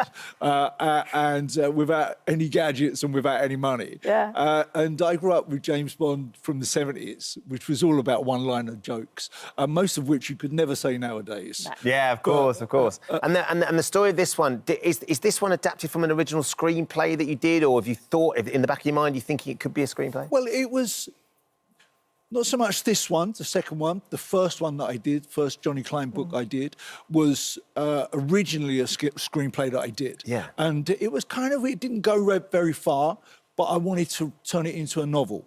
And I always thought it would be a better novel than it would be a screenplay. But now we've got the second one here, you know, who knows? Who knows what will happen? So as you're lounging, lying back in the bath, do you like bubbles or are you more of a bath salts man? Yeah, I'm definitely bubbles. Bubbles. OK, so as you're lying there in the bath, Yeah. you're coming up with all these storylines. Should we explain why you're asking about his bath? routine? I'm just interested in it anyway. Let me explain. Is that I always have this thing where to come up with ideas for the book of what I'm going to write about the next day, it will always be while I'm in the bath. You know, because I find that when I'm in the bath, I took the television away from the bathroom, which is no good for you at all, and I find that all my ideas, my artistic ideas, come out of me when I'm in the bath. And so look, I get straight out, talk to my iPhone, put it in there, and I write about it the next day. Are you? You see, I wasn't just... Did you have a telly in the bathroom? Well, I did do at one point. Did you? Yeah. That is very, by the way, that feels very rock and roll. It's a rock star. It's a very rock and roll thing. I'd come in the out bathroom. so wrinkly, though, by the end of it. I'd never get out. I would never get out. No, I took it away because it stops you daydreaming. And that's what you need to be creative. Yeah, yeah. You're very open about everything. That's what I love about it. It's when we listen to you and Roman on the podcast. It's really great fun on watching your Gogglebox. But you recently appeared on Loose Men, and you were open about something else, which has become a bit of viral sensation, Martin. Let's just remind everybody what you said. I don't think you can schedule sex. If I had to look in my diary and it says 7:30 on a Thursday night, I'm going to do it. I don't think it works. I even feel like under pressure if it's a Sunday morning. You know? so everyone in here does it on a Sunday morning. I know. I love it. How did Shirley feel about this? And how did the kids feel about this? Well, you cut out the bit where I look down the lens and I say, Shirley, get yourself ready, I'm coming home. but listen, my family have grown up with each other, taking the mickey out of each other. Yeah. You know, we are a really open family. We talk about everything. Sex is not a thing that is taboo. It never has been. You know, I grew up in a house where my mum and dad, if we were sitting around watching television and two people started kissing, everyone would make out they were asleep. Or cough, or read the paper. Yeah. So, and that was the last thing I wanted. So you never wanted that. I'm really happy that we can all joke about it. I think that's really smart. And actually, the relationship that you and Roman have together, whether you're doing the podcast or Gogglebox, or you two could sit in a room and talk about anything. You do give him endless ammunition, though, to tear another strip off, you don't mind. I do, and I love doing that as well, you know. It's a great... You know, doing Gogglebox is such a great thing because it's that I get to see him. You know, I wouldn't see him otherwise. So you film it at your house? Yeah, That's I've got a little cottage. Yeah. Down at the end of the garden. Yeah. Nice. And we go down there and we film it. But it's basically to get him home so that he can see Shirley, see his mum. Love it. See me, and, you know, we have a chat. Well, we love it. We love you letting us in, because the Gogglebox So is coming back, special. isn't it? So it'll be fantastic. Yeah. And this is great. Oh, Second one thank is you great. very Yeah. much. You can start seeing it being turned into a drama as well. Oh, great. Well, listen, when I write it, it's me in my 40s. So it's not me now. So I would love to see it turned into TV, yeah. Amazing. Thank you. Thank you for chatting Great to see you, to us man. today. It's Thank great you. to see you Martins as with the always. Fall is Thank out you for right now. visiting our This Morning YouTube channel. We upload new content every day, so go ahead and hit that subscribe button so you don't miss out. And we'll see you in the morning. Amazing. It's so Deep good. cover stars on We're Lando talking Blue. about it, right? That's The why it's so great. reminiscing. Bryce Dallas Howard and Nick Mohammed all join us now. Good morning, guys. Morning, Lovely to see how you are all. you? Morning. We've been lucky enough to see an early copy of the film. It's fun. Loved it. It's really so much fun, Orlando. There's something really compelling about what these three sort of strange little sort of team of characters come together in a remarkably fun and interesting story. Yeah, the script was just so well executed. You know, it's tight, it's fast, it's fun. And I think it's what everyone needs at the moment, a good laugh, you know? Yeah. We had the pleasure of watching it at the Barbican with a giant audience, maybe 1,500, and it was just, I was just looking at my mates down the line and they were just rolling with laughter. So it's definitely one to get the family together or friends and do a pizza night. Pizza night. Yeah. Lovely. Fun. Lovely. But yeah, it's a fun one.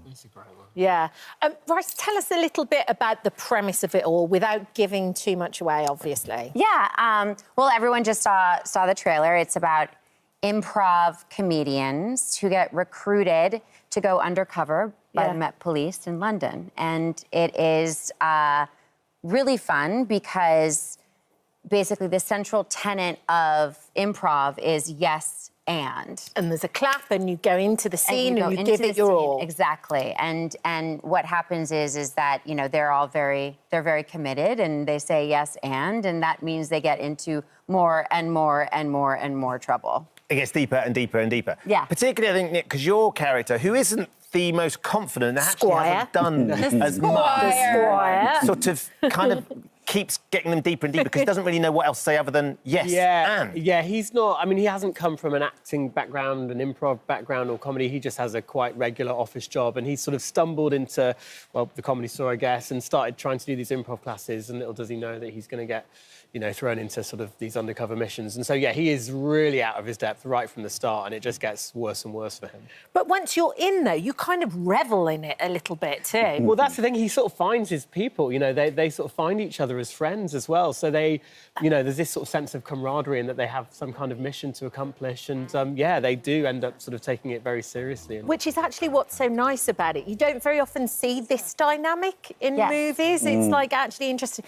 What about your character? Because you've kind of based him a little bit, Orlando, on someone that we know as well, right? Yeah. Well, I grew up, you know, when I read in the script that Roach was a Northerner, I was like, who's the iconic Northerner that I know? Growing up, I went to Nebworth and seeing Liam and the boys of Analysis, you know, the whole band. But Liam he's just got that swag, hasn't he? And I thought, if I can get even close to that, I'd have a lot of fun trying, you know. And it was just, so it sort of lent itself. And I kind of imagined that Marlon was sort of this desperate out-of-work actor. Maybe he worked at like a costume house, like Angels or something, you know? So he'd get really into the costume and what he was wearing and how, you know, the Liam look and everything. So we kind of, it was a really great way into the character and I had a lot of fun with it. There tends to be, from the outside, if you've not come from that world, there tends to be a bit of stigma attached to improv. Right, it's like everybody talks about, oh, you're going to go and be actory in improv, but there's such skill to good improv, isn't there? Is it stuff that you've all done? Have you done it, Bryce? Yeah, I mean, it's definitely, like, whenever anyone asks me if they're an emerging actor and they're like, what's your advice? I'm always like, take improv, because it really shows you that when you're in a scene with someone, as long as you're listening, as long as you're present, as long as you're saying yes and, you're safe. Nothing bad can happen. It's all playful. And so I think it's a wonderful way. It's sort of like an ethos for life. Yeah. You know, to be that way, to roll with it.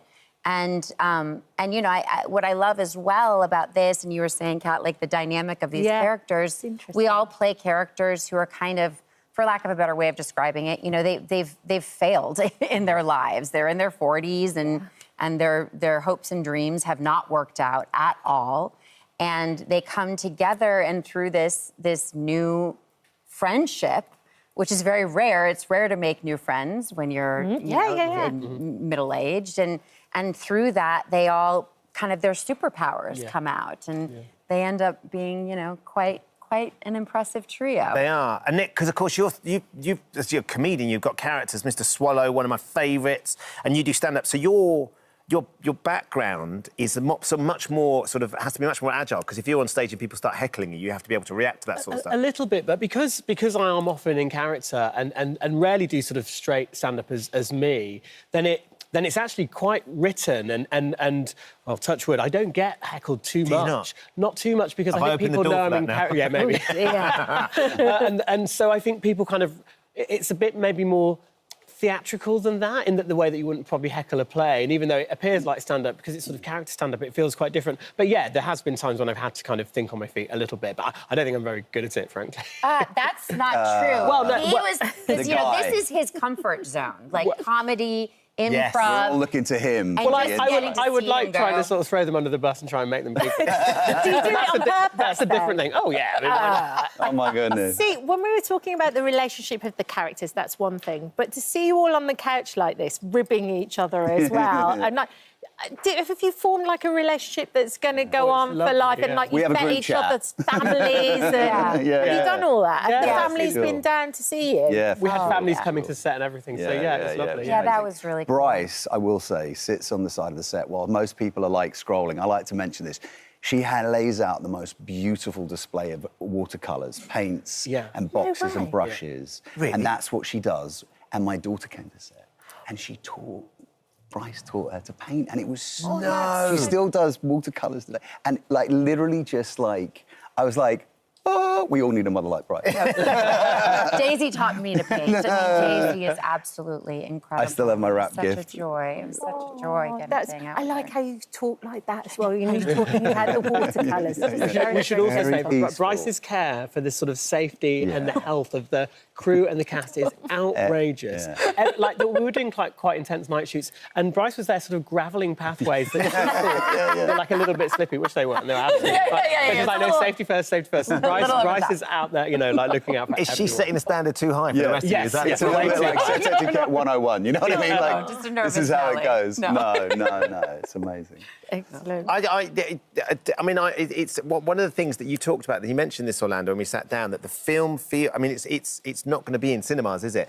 And it feels like such a community sort of thing when you're sitting watching a comedy. Yeah, like a communal thing. You want to be with other people to feel it and experience that. It's contagious, isn't it? Laughter is contagious. And you definitely, that was the feeling in the movie when we watched it in the cinema the other night. And it was just like, so I think you were encouraging people to get together to watch it, because it's what we need right now. Everyone wants a good laugh. We need a bit of a laugh. Yeah. And the You brandishing a chainsaw. That's what everybody needs right now. I need literally like it's Liam Gallagher meets Robert De Niro as well. When they go on tour this summer, he's going to come out. He's going to come out from Pirates of the Caribbean as you. God, Can you imagine? Are there going to be any more pirates? Oh, it's all in the works. They're threatening all kinds of things. Who knows? What are they saying? Well, I don't know. I mean, there's been. I haven't had the courage to ask. I know. Lean in, Bryce. I don't know. I think there's.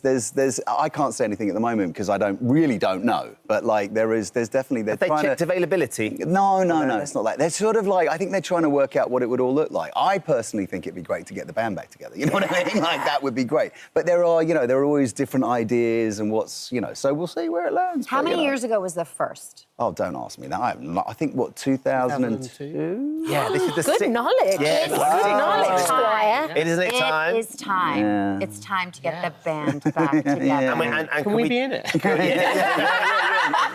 With a couple of new band members. That would be great, wouldn't it? That would be awesome. That would be awesome. To tie it all in. By the way, What, can we just ask about Ted Lasso as well, please? Oh, yes. Because obviously, as a West Ham fan, I was thrilled that Nate went over to be the West Ham. I didn't like the fact that they painted you as the baddie as a West Ham manager. That didn't suit me very well. What can we expect from the new series? Well, I only really know what's out in the press, that it's, you know, it's going to start filming, I think, in the autumn maybe. It's about the women's football team, but still very much set in AFC Richmond. Look, whether Nate's in it, who knows? We'll have to see. So you're not sure? What, come on. I'm not sure, genuinely not sure. Wow. Can't have Ted Lasso without Nate. Well, that's very kind of you to say. I agree. Thank you. I'm giving you everything. Yeah. And you're going to be doing some more Star Wars too, Bryce? Directing? So maybe it's at some. Very busy. Everybody's very busy. I tell you what you are going to be doing. You're going to be enjoying some Chelsea buns because Chelsea buns Nick are was very heading in excited. your direction. Here we go. yes, the please. Mr. Hollywood has brought you each over. You've got to have them with a cup of tea. there you go. Oh, my God, what is There you go. Enjoy. Chelsea? Enjoy. Mother, we know that. You're gluten. So sad. I think you're gluten-free, Bryce. I'm a gluten-free person, but I'm feasting Nick's with my got it. eyes. I am too, but not today. How's the Hollywood drizzle? The drizzle. She's drizzle master. It's the orange. Yeah, lifts it on. Thank you, Paul. Thank you, guys. Thank you Lovely so to much. see you all. Thank you all so much for coming in. I feel guilty we haven't got a gluten-free Don't option for you. Don't worry. Can I very quickly just say that I'm doing this gig for Blood Cancer UK? You can. Is that all right? It's at the Bloomsbury Theatre on the 21st of June, and it's a mixed bill lineup. I'm doing it as Mr. Swallow, but we've also got James Acaster, Celia A.B., Beck Hill, and Sam Campbell. People know a lot of them from Taskmaster and so on. Sure. But it's all for Blood Cancer UK, and we'd love to sell it out. So Great. you can Amazing. get to the What date was Bloomsbury. it? On the 21st? 21st of June at the Bloomsbury Theatre. Amazing. Excellent. Thank you for that. Thank you all for coming in. Enjoy that, Orlando. Deep Cover is out on Prime Video on the 12th of June, but definitely get the family and all your friends together. Yeah, It's definitely one to watch in the group. It's great fun. Thank you. Is Thank that you. good, Orlando? The orange is like chewy. It's delicious. We'll get you a proper cup of tea. Rub it in. Thank you for visiting our This Morning YouTube channel. We upload new content every day, so go ahead and hit that subscribe button so you don't miss out. And we'll see you in the morning. Well, look, Danny joins us now alongside Dr. Zoe to share her experience of the perimenopause. Thank you, Danny, for coming in. Morning. Firstly, Thank thank you you for for having me. being so honest. I mean, I'd imagine that took some of your TikTok followers by surprise when you're suddenly telling them all those extraordinary things. Yeah, I just wanted to be open about it because obviously I am on the younger side of it. And even though I think it's rare, I don't think it's that uncommon, especially looking through my comments. And so I just wanted to be quite open about it because actually I had quite a good experience with my GP. So I just wanted to make people aware that, you know, going to the GP can really, really help because I was just having such awful symptoms and I needed help with it. I think what happens as well with it quite often is the symptoms kind of creep up on you and it's other people that actually notice them first of all. I think your husband, Simon, was the first person that was like, are you okay? Yeah, I was literally like a different person. And to be honest, it was not long after I'd just had my son. Yeah. So I wasn't really sure if it was just a case of like the baby blues. Hormones? Yeah, and hormones for sure. But I was honestly like a different person. It was almost like I was watching myself in a kind of weird way. I'd always suffered with depression and anxiety, but this was like on a completely different level. The mood swings were just out of control. Sometimes, as Kat was saying, it's easy to see from afar. Yeah. But I'd understand for your partner. My poor partner. Yeah. That's a sensitive thing to bring up, especially when you are so young, to suggest, Danny, do you think you might be perimenopausal? How did that go down?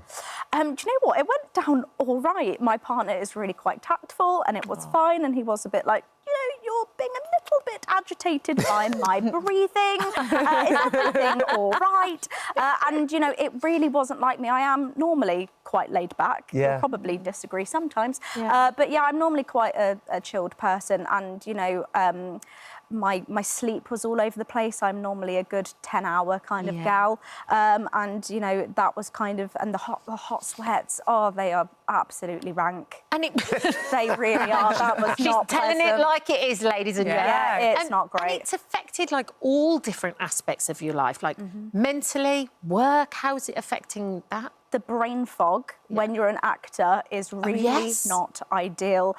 The worst, I think, was doing panto, and I was playing the fairy, and you're on your own as a fairy doing monologues and going completely blank on stage and having to ask your MD for your lines is not ideal. No. But luckily, you can kind of shrug it off. The lovely thing bit. about panto, you can make the most of a moment like that, can't exactly, you? and telling an entire audience, "Oh, sorry, going through menopause, everybody, apologies." I bet there was a lot of sympathy in the audience for you as well. Absolutely. And the other thing that Danny, you're known for, and you talked about in your TikTok there, is your hair. Yeah. And actually the impact that can have, because yes, a bit of, but it's very much who you are. Your hair has always been big and lush and powerful part of who you are. Yeah, I think this is what I'm struggling with the most, because for me, my hair's my identity. It's kind of what I'm almost known for. So to be losing it is... I'm not a vain person at all. Gosh, look at the clumps that are coming out. Yeah, this was yesterday. And this is, it improved as well. Like, I'm taking supplements and gummies and I'm oiling my hair, and this is it improved. It was almost sort of double the amount, you know, a month ago. And yeah, it's thinning, and I'm having bald patches, and yeah, it's starting to affect my self-esteem. You know, I come across very confident, but kind of behind closed doors, it is definitely taking its toll for sure. So, Dr. Zoe, how easy is it for women who are identifying with exactly what Danny is saying to go to their GP and get some help? I think the key thing is you must go to your GP and ask for help. And people often say, at which point do you go? Yeah. At any point, really. Okay. You know, if you're having a set of symptoms that you think could be perimenopause, go and see your GP, go and see a practice nurse. Sometimes it's a good idea to ask the receptionist, is there a GP or a nurse that specialises in menopause? And I think, you know you hear all these horror stories of people having terrible experiences with GPs, and I can't personally vouch for everybody that does my job, but it has moved on. In the same way, we've all become much more aware and educated about menopause. Healthcare professionals have too. Every week in my inbox, there's a training course on menopause. So, in my opinion, GPs don't really have an excuse anymore to not be sensitive and not be treating this. I think the key thing is, my advice is, make a list of your symptoms. There are apps, there are downloadable lists, so you can log your symptoms beforehand. Go in there and say, I want to share my symptoms. I think it could be menopause. If you're interested in HRT, say, I'd like to explore my options, including HRT. Now, your GP may not prescribe HRT on that first appointment because often we need to rule other things out. Symptoms of menopause can overlap with just about anything, because there's over 100 symptoms of menopause, perimenopause. So they might want to check your thyroid function, they might want to check you're not anemic. But they should offer you a follow-up. And usually, in most cases, if everything else has been ruled out and it's highly suspicious that this could be perimenopause and those symptoms are really affecting you, then unless there's a contraindication, such as you've previously had breast cancer, a 3-month trial of HRT is usually not going to do any significant harm. Make sure you know the pros and cons, you know, weigh up the risks and benefits. But for most people who have symptoms, the benefits outweigh the risks. And that's been great for you as well, hasn't it? Yeah, it really has. I feel a lot better, and I feel like myself again. You know, obviously I still get moody, don't get me wrong, and I'm still a bit sweaty every now and again, but it's like I do all of those things, and Yeah. I don't have all an of the excuse above. just yet, but yeah. It's like night and day, it really is. Yeah. Well, look, thank you for coming in and talking about it. No, thank you for having It's a me. hugely important subject, isn't it? Of course. Yeah, for sure. And hopefully those symptoms continue to improve as well for you. Fingers crossed. Thank you. Oh, hello. Thank you for visiting our This Morning YouTube channel. We upload tons of new content every single day. So hit the subscribe button, like all the videos, and don't miss out. We'll see you in the morning. He always has the punchline of the scene, too. Of course, he's a scene stealer. Not that you're still bitter about that. A wonderful scene from the first ever episode of Modern Family. First scene. First scene, that was the first scene. Yeah. Mitchell and Cam travelling with their baby daughter, Lily. It's just the classic Modern Family, and that mishap ensues. Honestly, Jesse, thank you so much for coming in. I'm happy to be here, Such an extraordinary series. For my son, Sam, when he was about 11 or 12, he discovered Modern Family.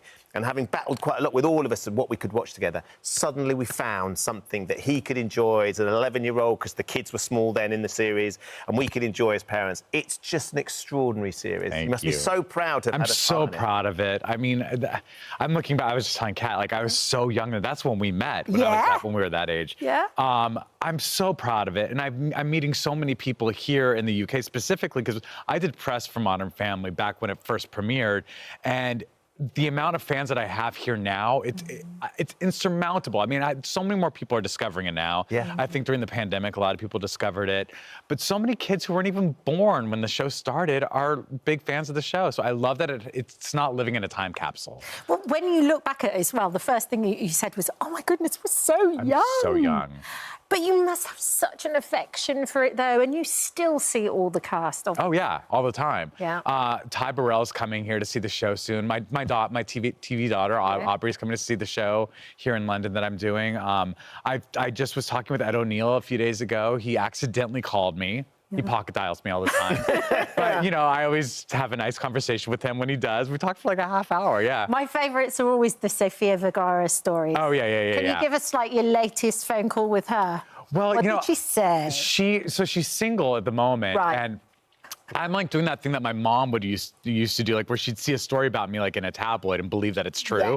So like because I haven't talked to her, I'm like, who's this new person you're dating? She's like, it's a tabloid. It's like, it's not even real. So do a voice too. No, yeah, no, this is not something to be concerned with. I am single. They're coming out of the woodwork. So good. That sense of, I mean, interesting, the sense of family that you must all have. Yeah. Even though, of course, you were actors doing a job, must be really tangible as well, though, still. Yeah. No, I mean, we are so close, and it is a very blurry line between fiction and reality. Like, Julie Bowen feels like a sister to me, and obviously Ed O'Neill feels like a father, and yet I have an actual sister and an actual father, and you know, it's great that I have a double set of each. And your relationship, sort of Cam and Mitch together, that was quite groundbreaking sort of at the time, just in terms of same-sex relationship. We're having a daughter and a child, and everything that came with it. Yeah, no, it felt really special. I mean, we were also on television at a time when in America we were fighting for marriage equality, and I think, you know, having that couple on television and those people in people's living rooms. You know, a lot of people would say I didn't have gay friends, but I had Mitch and Cam, and I of course wanted them to have happiness, and I wanted them to be married. So, I think it created a lot of empathy amongst people. Yeah, and I think also just how your lives change as well as cast members. That amount of time passing by. Yeah. You know, you've got two little boys. Your little boys are here in London as well. With Justin. Is everybody having a good time? We're having here? a blast. I have a 3-year-old and a 5-year-old, roughly, and it's been so much. Roughly. Because I could like give you the months. Don't you hate it when people are like, how old's your kid? And they're like, 18, 93 months. Yeah. And I'm like, don't make me do that math. They're around 5 and 3. Doing a big year as well. They love it. Do they? They love it. Yeah, they're having a blast. They love. Well, it's so funny because we're like, what are you most excited to see when we go to London? And he was like, the Eiffel Tower. I was like, not London, but that's okay. We did go to Paris actually, and I did see it. Close enough. Close enough. You know, it's like Europe is sort of just like. Yeah. Well, if you're used to being in the States, sure. Everything seems much closer. Yeah. And you're on at the National. I'm on at the National. I'm doing Stephen Sondheim's last musical at the National Theatre right now. I mean, that must be a bit of a dream come true. Well, I've always wanted to work in the West End, and then to work at the National, which is such an institution here. And, you know, as an American, to be able to work at the National, I know it's such a privilege. I know that does not happen a lot. And it's also Stephen Sondheim's last musical that he wrote with David Ives. And it's so special and so weird and different. You got to come see it a few nights ago. I did, and I absolutely thoroughly enjoyed it. And then I went to go and see him afterwards, and I went, it's bonkers. It's bonkers. It's just, I mean, if you could kind of break it down a little bit, what would you say? I always say it's about a group of like super wealthy bourgeoisie people who are searching for brunch as the world's ending around them. And that's sort of kind of like the theme of the show. It's based on these 2 Louis Brunel films. But it is bonkers, it's surrealist, it's wacky, it's abstract. People are losing their minds for it. They love it so much. Also, like, if you want to come see it, like, you should have gotten your tickets yesterday. Like, it's selling very fast. Wow. So go see what's available. Yeah. Get your tickets. It's only here for another month. I mean, because also we have to talk about the cut. Jane Jane Krakowski. She's so brilliant. So brilliant. She kind of plays the centerpiece of the show. It's an ensemble show, but we do sort of follow her storyline. Jane Krakowski, Martha Plimpton, who I've been dear friends with for so long, who plays my wife. National treasures, Tracy Bennett, Rory Kinnear, Harry Hayden Payton. Who else? I mean, it's Camisa, this incredible actress, Camisa Dunsford-May. She is basically going to be like the next big thing here, and she's in our show. It's an embarrassment of riches, this cast. It's absolutely outstanding. And it looks spectacular. It looks spectacular. We have an incredible design team. It's very, very unique. And it's like, if you want a great night at the theater, you're going to get it. And it's Sondheim as well. I mean, it's Sondheim as well, right? Yeah. So he's like the governor of these things. Yeah. An iconic musical writer, and you're in these last ever. No, it's literally his last music that he ever wrote, and he is what I considered, he is probably the greatest composer that we've had of the last century. You met him once, right? I met him once, and it did not go great. I was overwhelmed, and I had just seen one of his shows, and I saw him backstage, and I was like, oh my God, it's Stephen Sondheim. And so I said to him, and granted, this is after like watching one of his brilliant masterpieces, I said to him, good job. Would have loved a do-over, but I feel like he's looking down at me from the pearly gates of heaven, and he's so happy with the show, and he's probably okay with my performance, and he's like, I'm sure you were just, overwhelmed by my presence. He's looking down, he's thinking, good job. She's thinking, good job. That's exactly. She's like, yeah, good job. Yeah, how's that feel? How's that feel, Ferguson? Exactly. You're doing all right, but the bear's better. Yeah, exactly. Oh, there's a bear, too. There is a Gotta stick around dancing for bear. second act, I've there's got a bear. the hots for the dancing bear. Yeah. I don't know why, but I do. And you didn't even know who was in the costume. No, and now I know he's in the costume. It's even more hot. Yeah, exactly. I think you guys are going to carry on chatting. Sorry, we could. A lot. It's been lovely. Thank you for popping in and coming by. Thank It really is lovely to meet you. Happy to meet you can see Jessie in Here We Are at the National Theatre until the 28th of June. But as you say, tickets are selling super fast. So if you want to go see it, like literally yesterday, you've got to try and get some ASF. Get out. Thank you for visiting our This Morning YouTube channel. We upload new content every day, so go ahead and hit that subscribe button so you don't miss out. And we'll see you in the morning. Now then, he's the social media and Eurovision sensation. He earned the UK the best result in the competition since 1998, of course, with this epic, iconic hit, Spaceman. And 3 years on, Sam Ryder is still shooting for the stars as he prepares to follow in the footsteps of some of the world's most successful musicians for the gig of a lifetime. And Sam joins us now. Morning, Sam. Good morning. First time How's it we've going, ever guys? met. Thanks for having me. But it's lovely to Is have it you. really the first time we've met? I've never met it you feels before. like it doesn't feel like that. So, No, well, it's lovely to meet you. it's mate. She's been there through your childhood. That's what You, on the other hand, We've I'm just met like, plenty of times. We've met this plenty of guy. times. It's lovely to see. it's Really blessed. Thanks for having excited. me, guys. Well, we're going to talk about the gigs and what's coming up. Yeah. Did you see Eurovision though, Sam? Mate, I was on tour across North America when Eurovision was on, so I had a little bit of it on my phone. Was watching it with some of the fans that were coming to the shows because they were they didn't know what it was all about, and I was telling them it's kind of like, imagine the richest meal you've ever eaten in your life.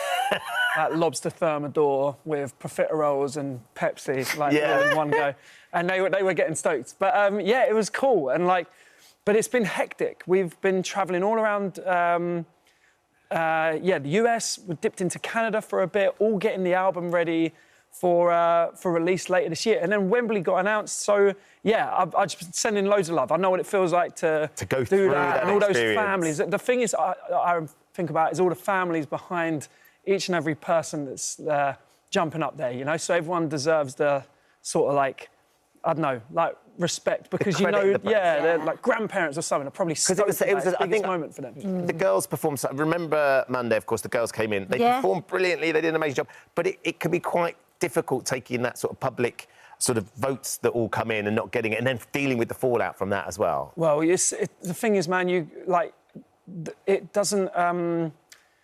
It doesn't define. Nothing can define you past that point. It's about sort of singing for the love of singing and writing for the love of writing, and it's a privilege to be asked to go. Do you know what I mean? And regardless of what happens. and there's a lot of people that are all hoping for a certain outcome, and of course it can't happen for every single person. And I just hope that every single person that took to that stage can really understand what an amazing job it is to even get there, and to it doesn't owe you anything because music's given you everything already. If you truly love this thing and you love this craft and love pursuing what it does to your spirit, like, how can you put a metric on anything else past that, you know? So, yeah, please God, every single person that was there on that night came home and feels like they were part of something magic, because that's what it is. Yeah. That's a lovely way of describing, isn't it? It really is. And you've kind of taken the Eurovision and you've used it as a springboard. You've been over in the States. Yeah. You've been on the Today Show, on the Kelly Clarkson show. Yeah, we did that the other day. Amazing. That was hectic. It was good fun, though. But it must feel so extraordinary to break your way in there. Yeah. Is that Kelly Clarkson reference there as well? Break. I quite like that. It was very good. Yeah. We're gonna get on just fine. But yeah, it's been sick, man. And yeah, I moved to Nashville after a sort of 12-year love affair, quite a long love affair actually, and like finally put down some roots there. And it's been a dream for a long time. And but I didn't realise, you know, finishing the album, my studio's here in the UK, so I had to come straight back and get the album done. So, apologies, I've had zero sleep. No, I'm we love sat it. here, it's sort of like fight or flight mode. But it's wonderful to be here, and I'm just, stoked to chat with you, and yeah. Is that Dolly Parton on your T-shirt? It is, of course. So she now lives down the road in Nashville? Yes, she does, Does she really? So Have you knocked on the door and gone, Dolly, could have a cup of sugar? Yeah, I was like bundled away by security. Well, the first time I ever went to Nashville, I stayed on a road called 12 South, which is a very bougie street now, but back 12 years ago it weren't. And and Dolly lives on that street, or at least probably got one of her houses on that street. But just because we're on the same street, it don't make, like, it was same street, different world. Do you know what I mean? Like where we were staying. I think she'd be we'd lovely walk past to every day on the way, and you see her buses out, and like, she's just my hero. Like, she's such a legend. The way she kind of like holds herself for everything, it's just like, just a pure embodiment of kindness. Yeah. And also, her theme park is rad. Yeah, you were saying she's got an amazing theme park. You know what? In a loving way, you kind of don't expect it because it's a sleeper, Dollywood.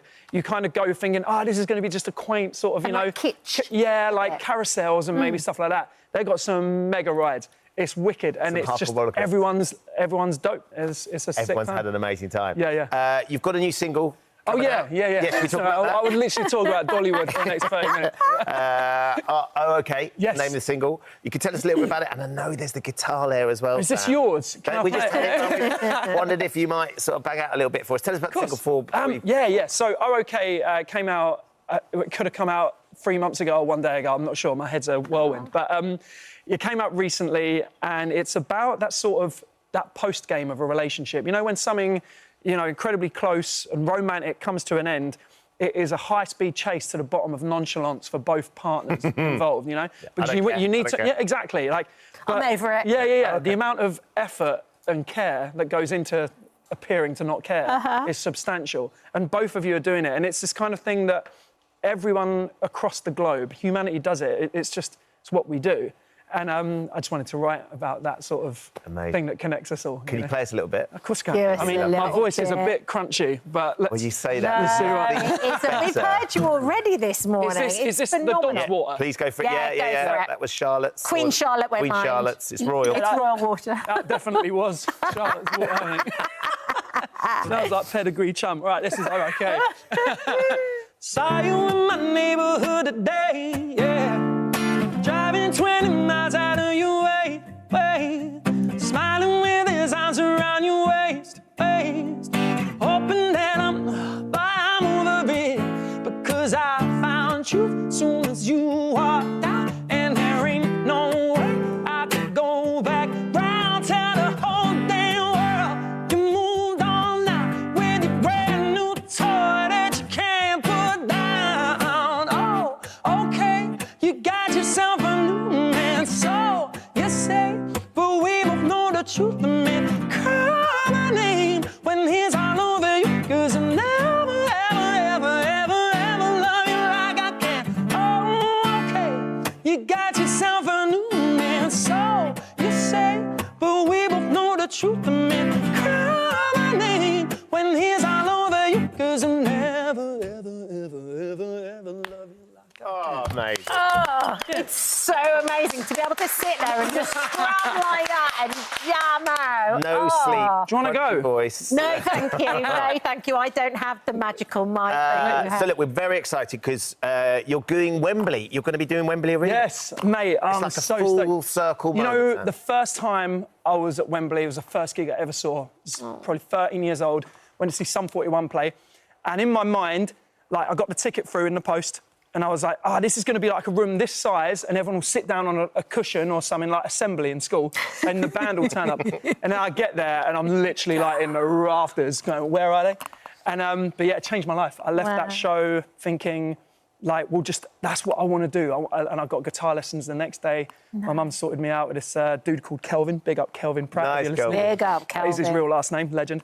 And yeah, he just taught me how to play guitar and been chasing down the dream ever since. And so I've still got the ticket and the seat number. I'm going to leave something nice under. So whoever sits on that seat. Yeah. That's brilliant. What a lovely idea. Yeah. So there's going to be. Are you going to make sure they know that there's a surprise under there, though? Oh yeah. I'm going to say someone in this arena. I'm going to get the spotlight fixed on them as well. Amazing. Wow. I'll see if I can make that happen. And you've still got that ticket, the original ticket? Yes. Yeah. How special is that? Mate, it was a life-changing night. Like, it was just...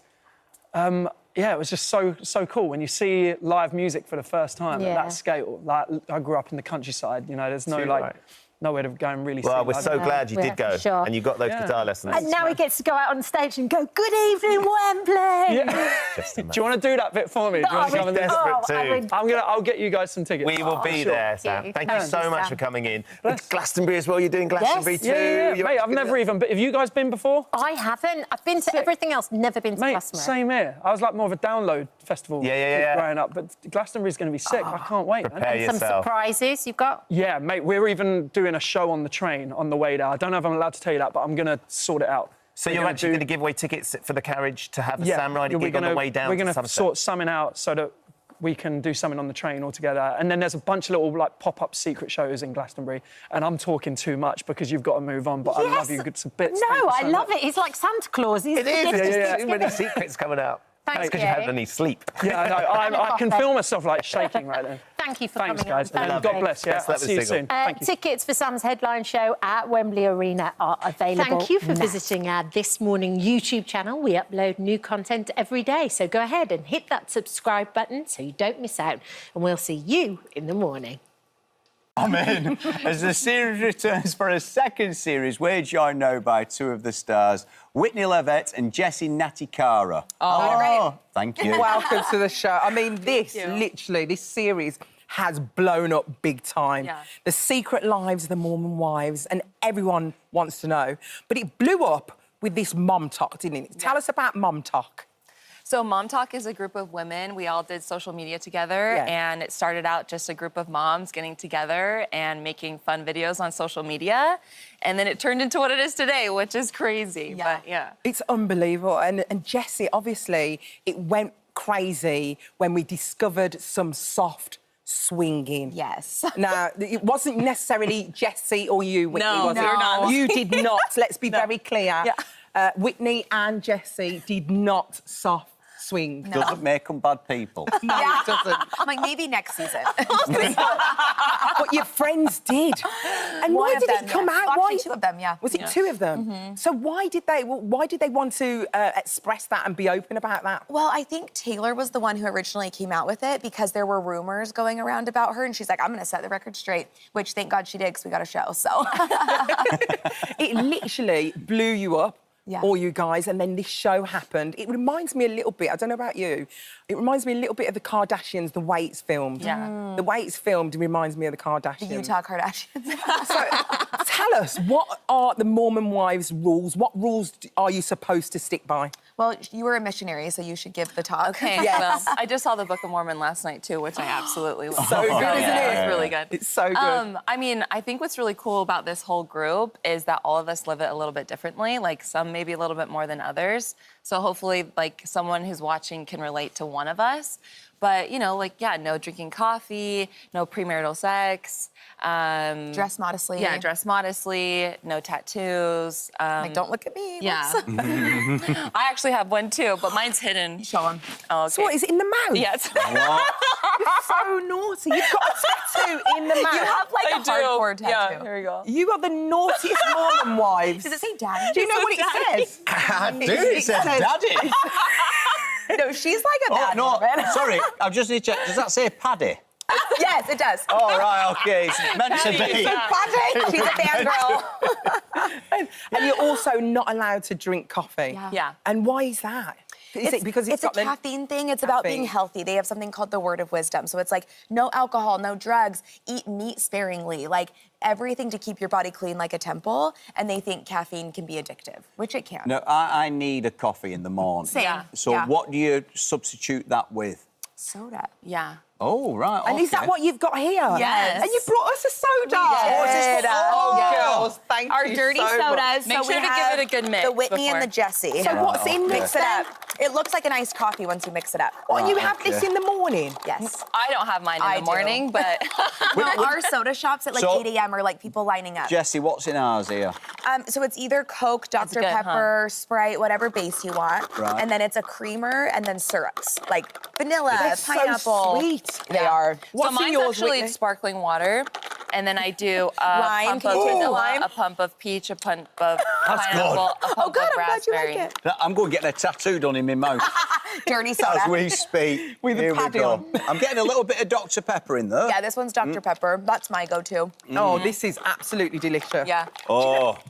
This is your that's initiation I into could mom's get talk. into this. I would pass on coffee for this. Ooh! I would actually Me pass. too. There's no caffeine Wow. in this one, though. Could I join the Mormon wife? You could. Absolutely. How do I do it? I just need to All you accept need is the this in situation. hand. And a More blue coat. importantly, how do I become a a Mormon TikTok. husband?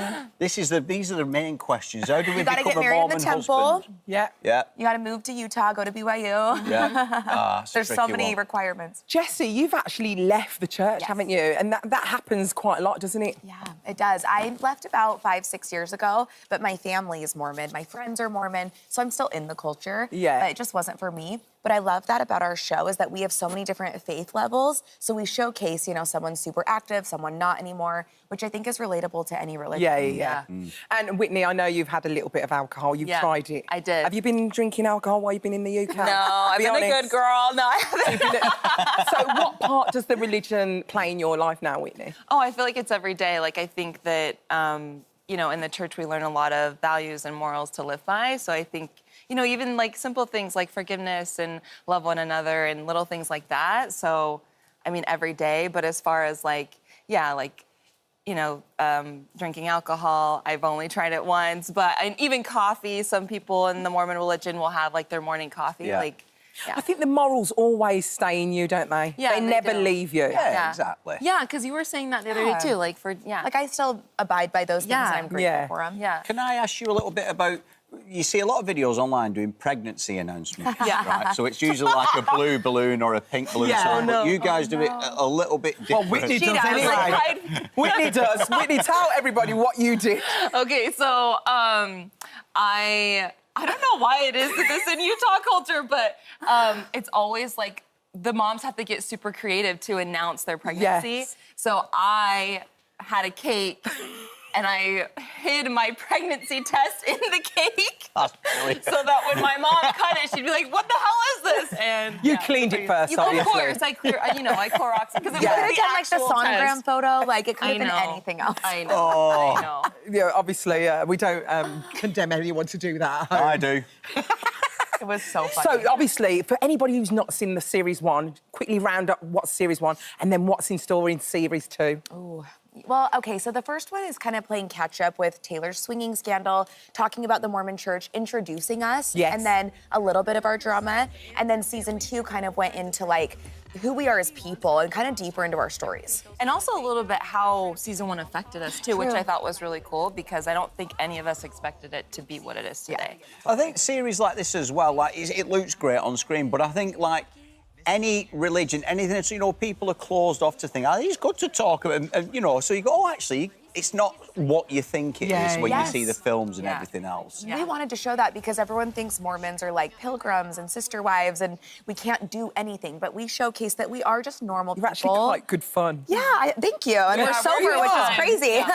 Well, I know Whitney loves Bake Off, so listen, she's in. Yeah, amen. She's But in. also, you're so open, Jessie. Like, I know you've had a little bit of surgery down below. Yes. And you've had some surgery up above as well. You've had a Yep, breast everywhere, yep. reduction, which you're not happy about, are you?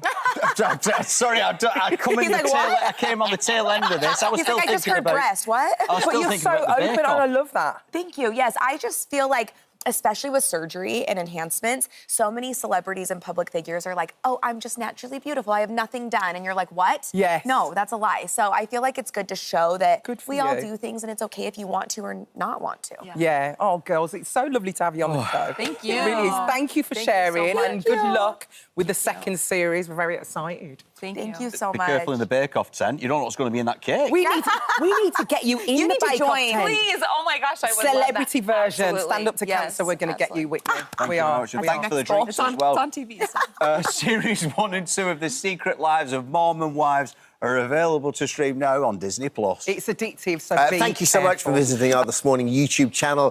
We upload new content every single day, so go ahead and hit that subscribe button, and we'll see you in the morning. For all of that, our first guest today, Conor Maynard, was once called the British Bieber. He skyrocketed to fame in 2012, earning an army of fans and 5 top 10 singles. But over the last year, Conor has been engulfed in a paternity scandal after Charlotte Chilton, who starred in the second series of The Traitors, publicly claimed that Conor was the father of the then unborn baby. Charlotte gave birth to daughter Penelope in October last year, and in March this year, Conor took a DNA test to prove he's not the father. And following what he's called the worst year of his life, Conor is finally ready to share his side of the story. Thanks for joining us, pal. That is OK. Thank you for having me. Firstly, straight off the bat, why is now the right time to speak about this? Well, my mum doesn't really understand the internet, so she measures my success based on my TV appearances.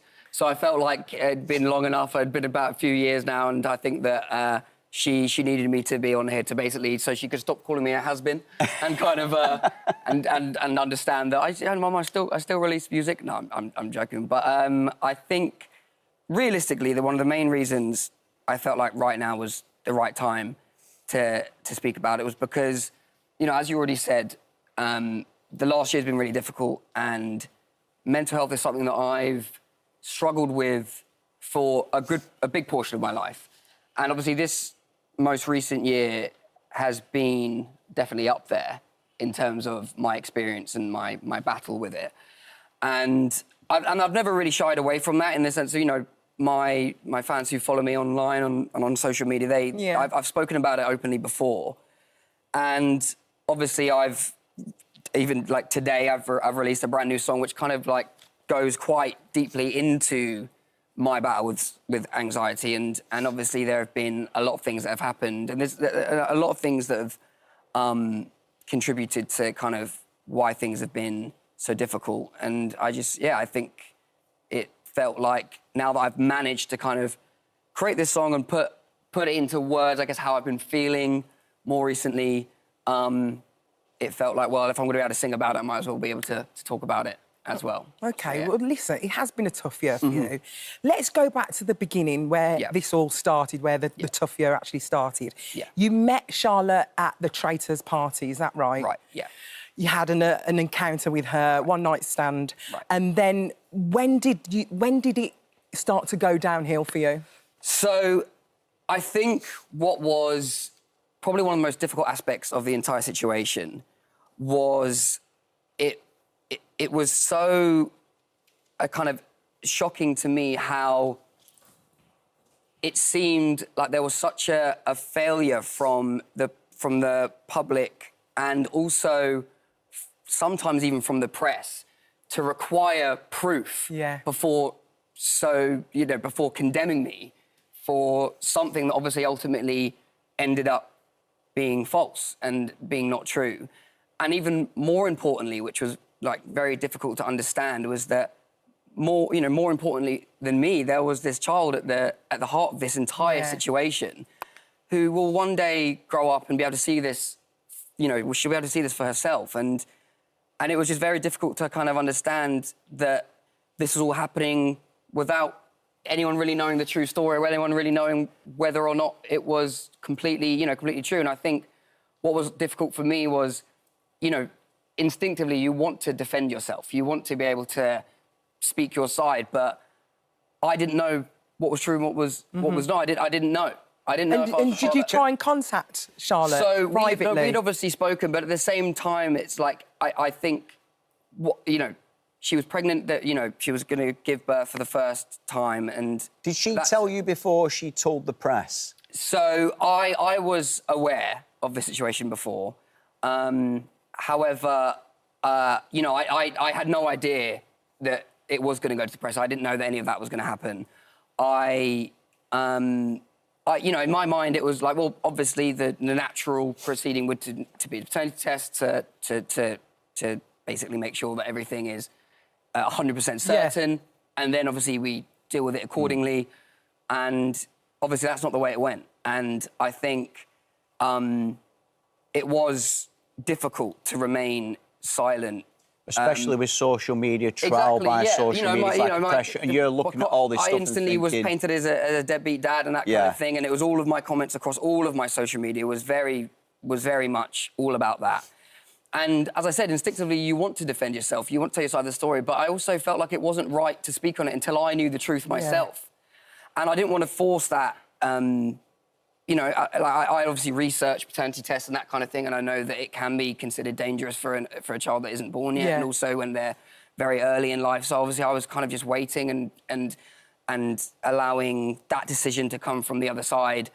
So you did remain with that dignified silence throughout, and what was it like to have that constant, relentless speculation on your character? Well, one thing I do want to make abundantly clear, and I've addressed this before, is that one thing I don't want people to get misconstrued is that this caused a brand new mental breakdown or anything like that. Whereas, obviously, as I said, anxiety is something I've struggled with for a long time, and I had anxiety and mental health struggles long before this situation took place. Obviously, at the same time, I can imagine it didn't help. Yeah. But yeah, it was very difficult. You want to kind of you want to set the record straight. You want to kind of clear your name, as that's one of the main things you want to do. When I finally revealed the results of the paternity test, I made it very clear in my statement for everyone to remember that, as I said, there is a child at the heart of this, and we have to kind of remember that that is really the most important aspect of this entire thing, because obviously I experienced the kind of the backlash from it from the beginning. I experienced the difficult side firsthand. I got to see how people can reach their conclusion and brand you as what they want immediately. And I didn't want that to then happen all over again. Yeah. Once I kind of revealed the results of the paternity test. That's what I was just going to ask them. Like, when you got the results, what was the instant feeling? Was it like a massive weight off your shoulder? Did you feel like you wanted to get out and speak about it straight away? Funnily enough, it wasn't. It wasn't an instant relief. I actually felt like I was going to have a massive panic attack the second I found out, because I think that's also a difficult truth about mental health, is that, if something traumatic happens to you, the second that traumatic event stops, you don't then go, oh, I'm fine now. Like, everything's fine, everything's clear, like, great, I can now move on with my life. Doesn't really work like that. I think that initially, like, a lot of my friends were like, oh, well, do you want to go and grab a drink, or we'll go and do something, go and hang out nearby your house or something like that, and we can just, like, talk and that kind of thing. And I didn't. I stayed at home with my girlfriend. We stayed in that night, and I kind of just realistically tried to kind of stay calm and just have a relaxed night to the best of my ability, I think. So was there relief, anger? Was you sad? It was more, I would say, confusion. It was kind of not really understanding, and I guess feeling like, why did that all have to happen? Why did that have to be such? It's the people around you who sort of are more like you said, for you, you didn't really change straight away. You wasn't sure how you felt, but I bet the people around you, your girlfriend, your family, were more... Oh, yeah, I mean, they were like... for you, they knowing couldn't believe who you it. are. Like, I think at that point, you know, a lot of us had kind of accepted this is probably the reality, and obviously once those results come in, that will be then when it's kind of time to figure out how life will be moving forward and what kind of is the best thing for us to do. So obviously when the result came in, it was like, I can't even begin to explain to you how it was unbelievable. But as I said, it wasn't kind of an instant kind of relief. I think it took a lot of time to process it, and it took a lot of time to really understand, and also to accept that I will never understand a lot of the things that ended up happening. I think that was also a part of the process as well. Listen, we did actually reach out to Charlotte Chilton's representatives to offer her the chance to have a right of reply, but they declined to make a statement at this time. Right. As this chapter of your life closes, a new chapter opens. You've got a new single. Tell us about it. A new single, a new beard. A new beard. I have to keep checking there's no, like, fans blowing in my direction nearby, so it's going to whisk away. But, yes, I've got a new single called Runaway Man, which quite heavily goes into kind of my struggle with mental health and my kind of how it feels for me, like, to the best of my ability. It's very, very difficult to kind of word how kind of anxiety and, like, severity and those kind of things feel. But... you know, I did it. I tried my best, and obviously, even when I posted about my mental health, I saw such an outpour of responses from people that follow me. So obviously, this song, hopefully being able to help them, would be amazing. And yeah, I've moved into a new house with my wonderful girlfriend, who's been an absolute rock for me in the last year. We've coming up to our year together. So I bet she's so proud of this. Let's have a look at this single because I want to see how good it is.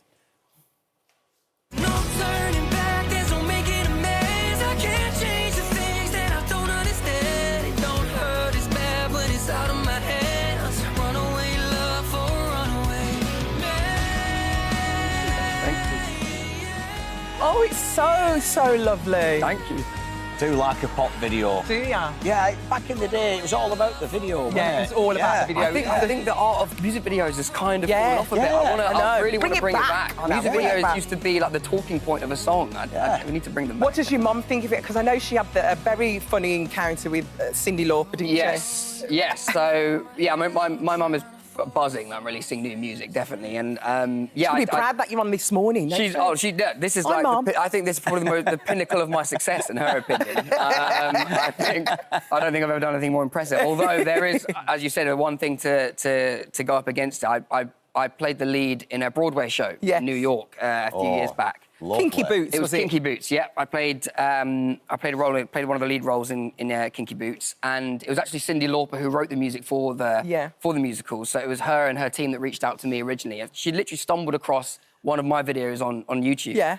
And so she reached out, and I was a little bit unsure at first. I ended up going to watch it, fell in love with it, agreed to do it. And I said to Cyndi Lauper, I was like, my mum is like the biggest fan of you. Like, would it be okay if you could somehow meet? And she was like, yeah, of course. My mum ended up coming over to New York over the Christmas period to watch the show, and it just turned out that Cyndi wasn't in town over Christmas, so she was unable to see her. And I obviously said, oh, Cyndi, you know, you said you're going to meet my mum. And she was like, oh, I'm so sorry. And then she sent a text to asked my mum's number. No. Sent a text to my mum being like, I'm really sorry that I missed you, but I'll catch you next time. I was thinking, I mean, it's never going to happen. But, like, my mum was obviously very, very happy to have that's kind of cool. That shows what age I'm at. I get young people come to, and I go, it is me, and they go, my mum loves you. Yeah. Or me nan, I'm like, all right, OK. The thing is, I think that's sometimes an excuse, because even I get that. People say, my mum loves you. I'm like, what? I don't know about that. Yeah. No, exactly, it's the beard. It's changed things. We're so happy that you can now move forward into new music, and we hope you're doing well mentally and everything like that. And thank you for joining us. The single is out now, Runaway Man, and go and download it. It's brilliant. Thank you so much. Hi, everyone. Just wanted to say thank you for visiting our This Morning YouTube channel. Now, listen, we upload new content every day, so go ahead and hit that subscribe button so you don't miss out. And we'll see you in the morning.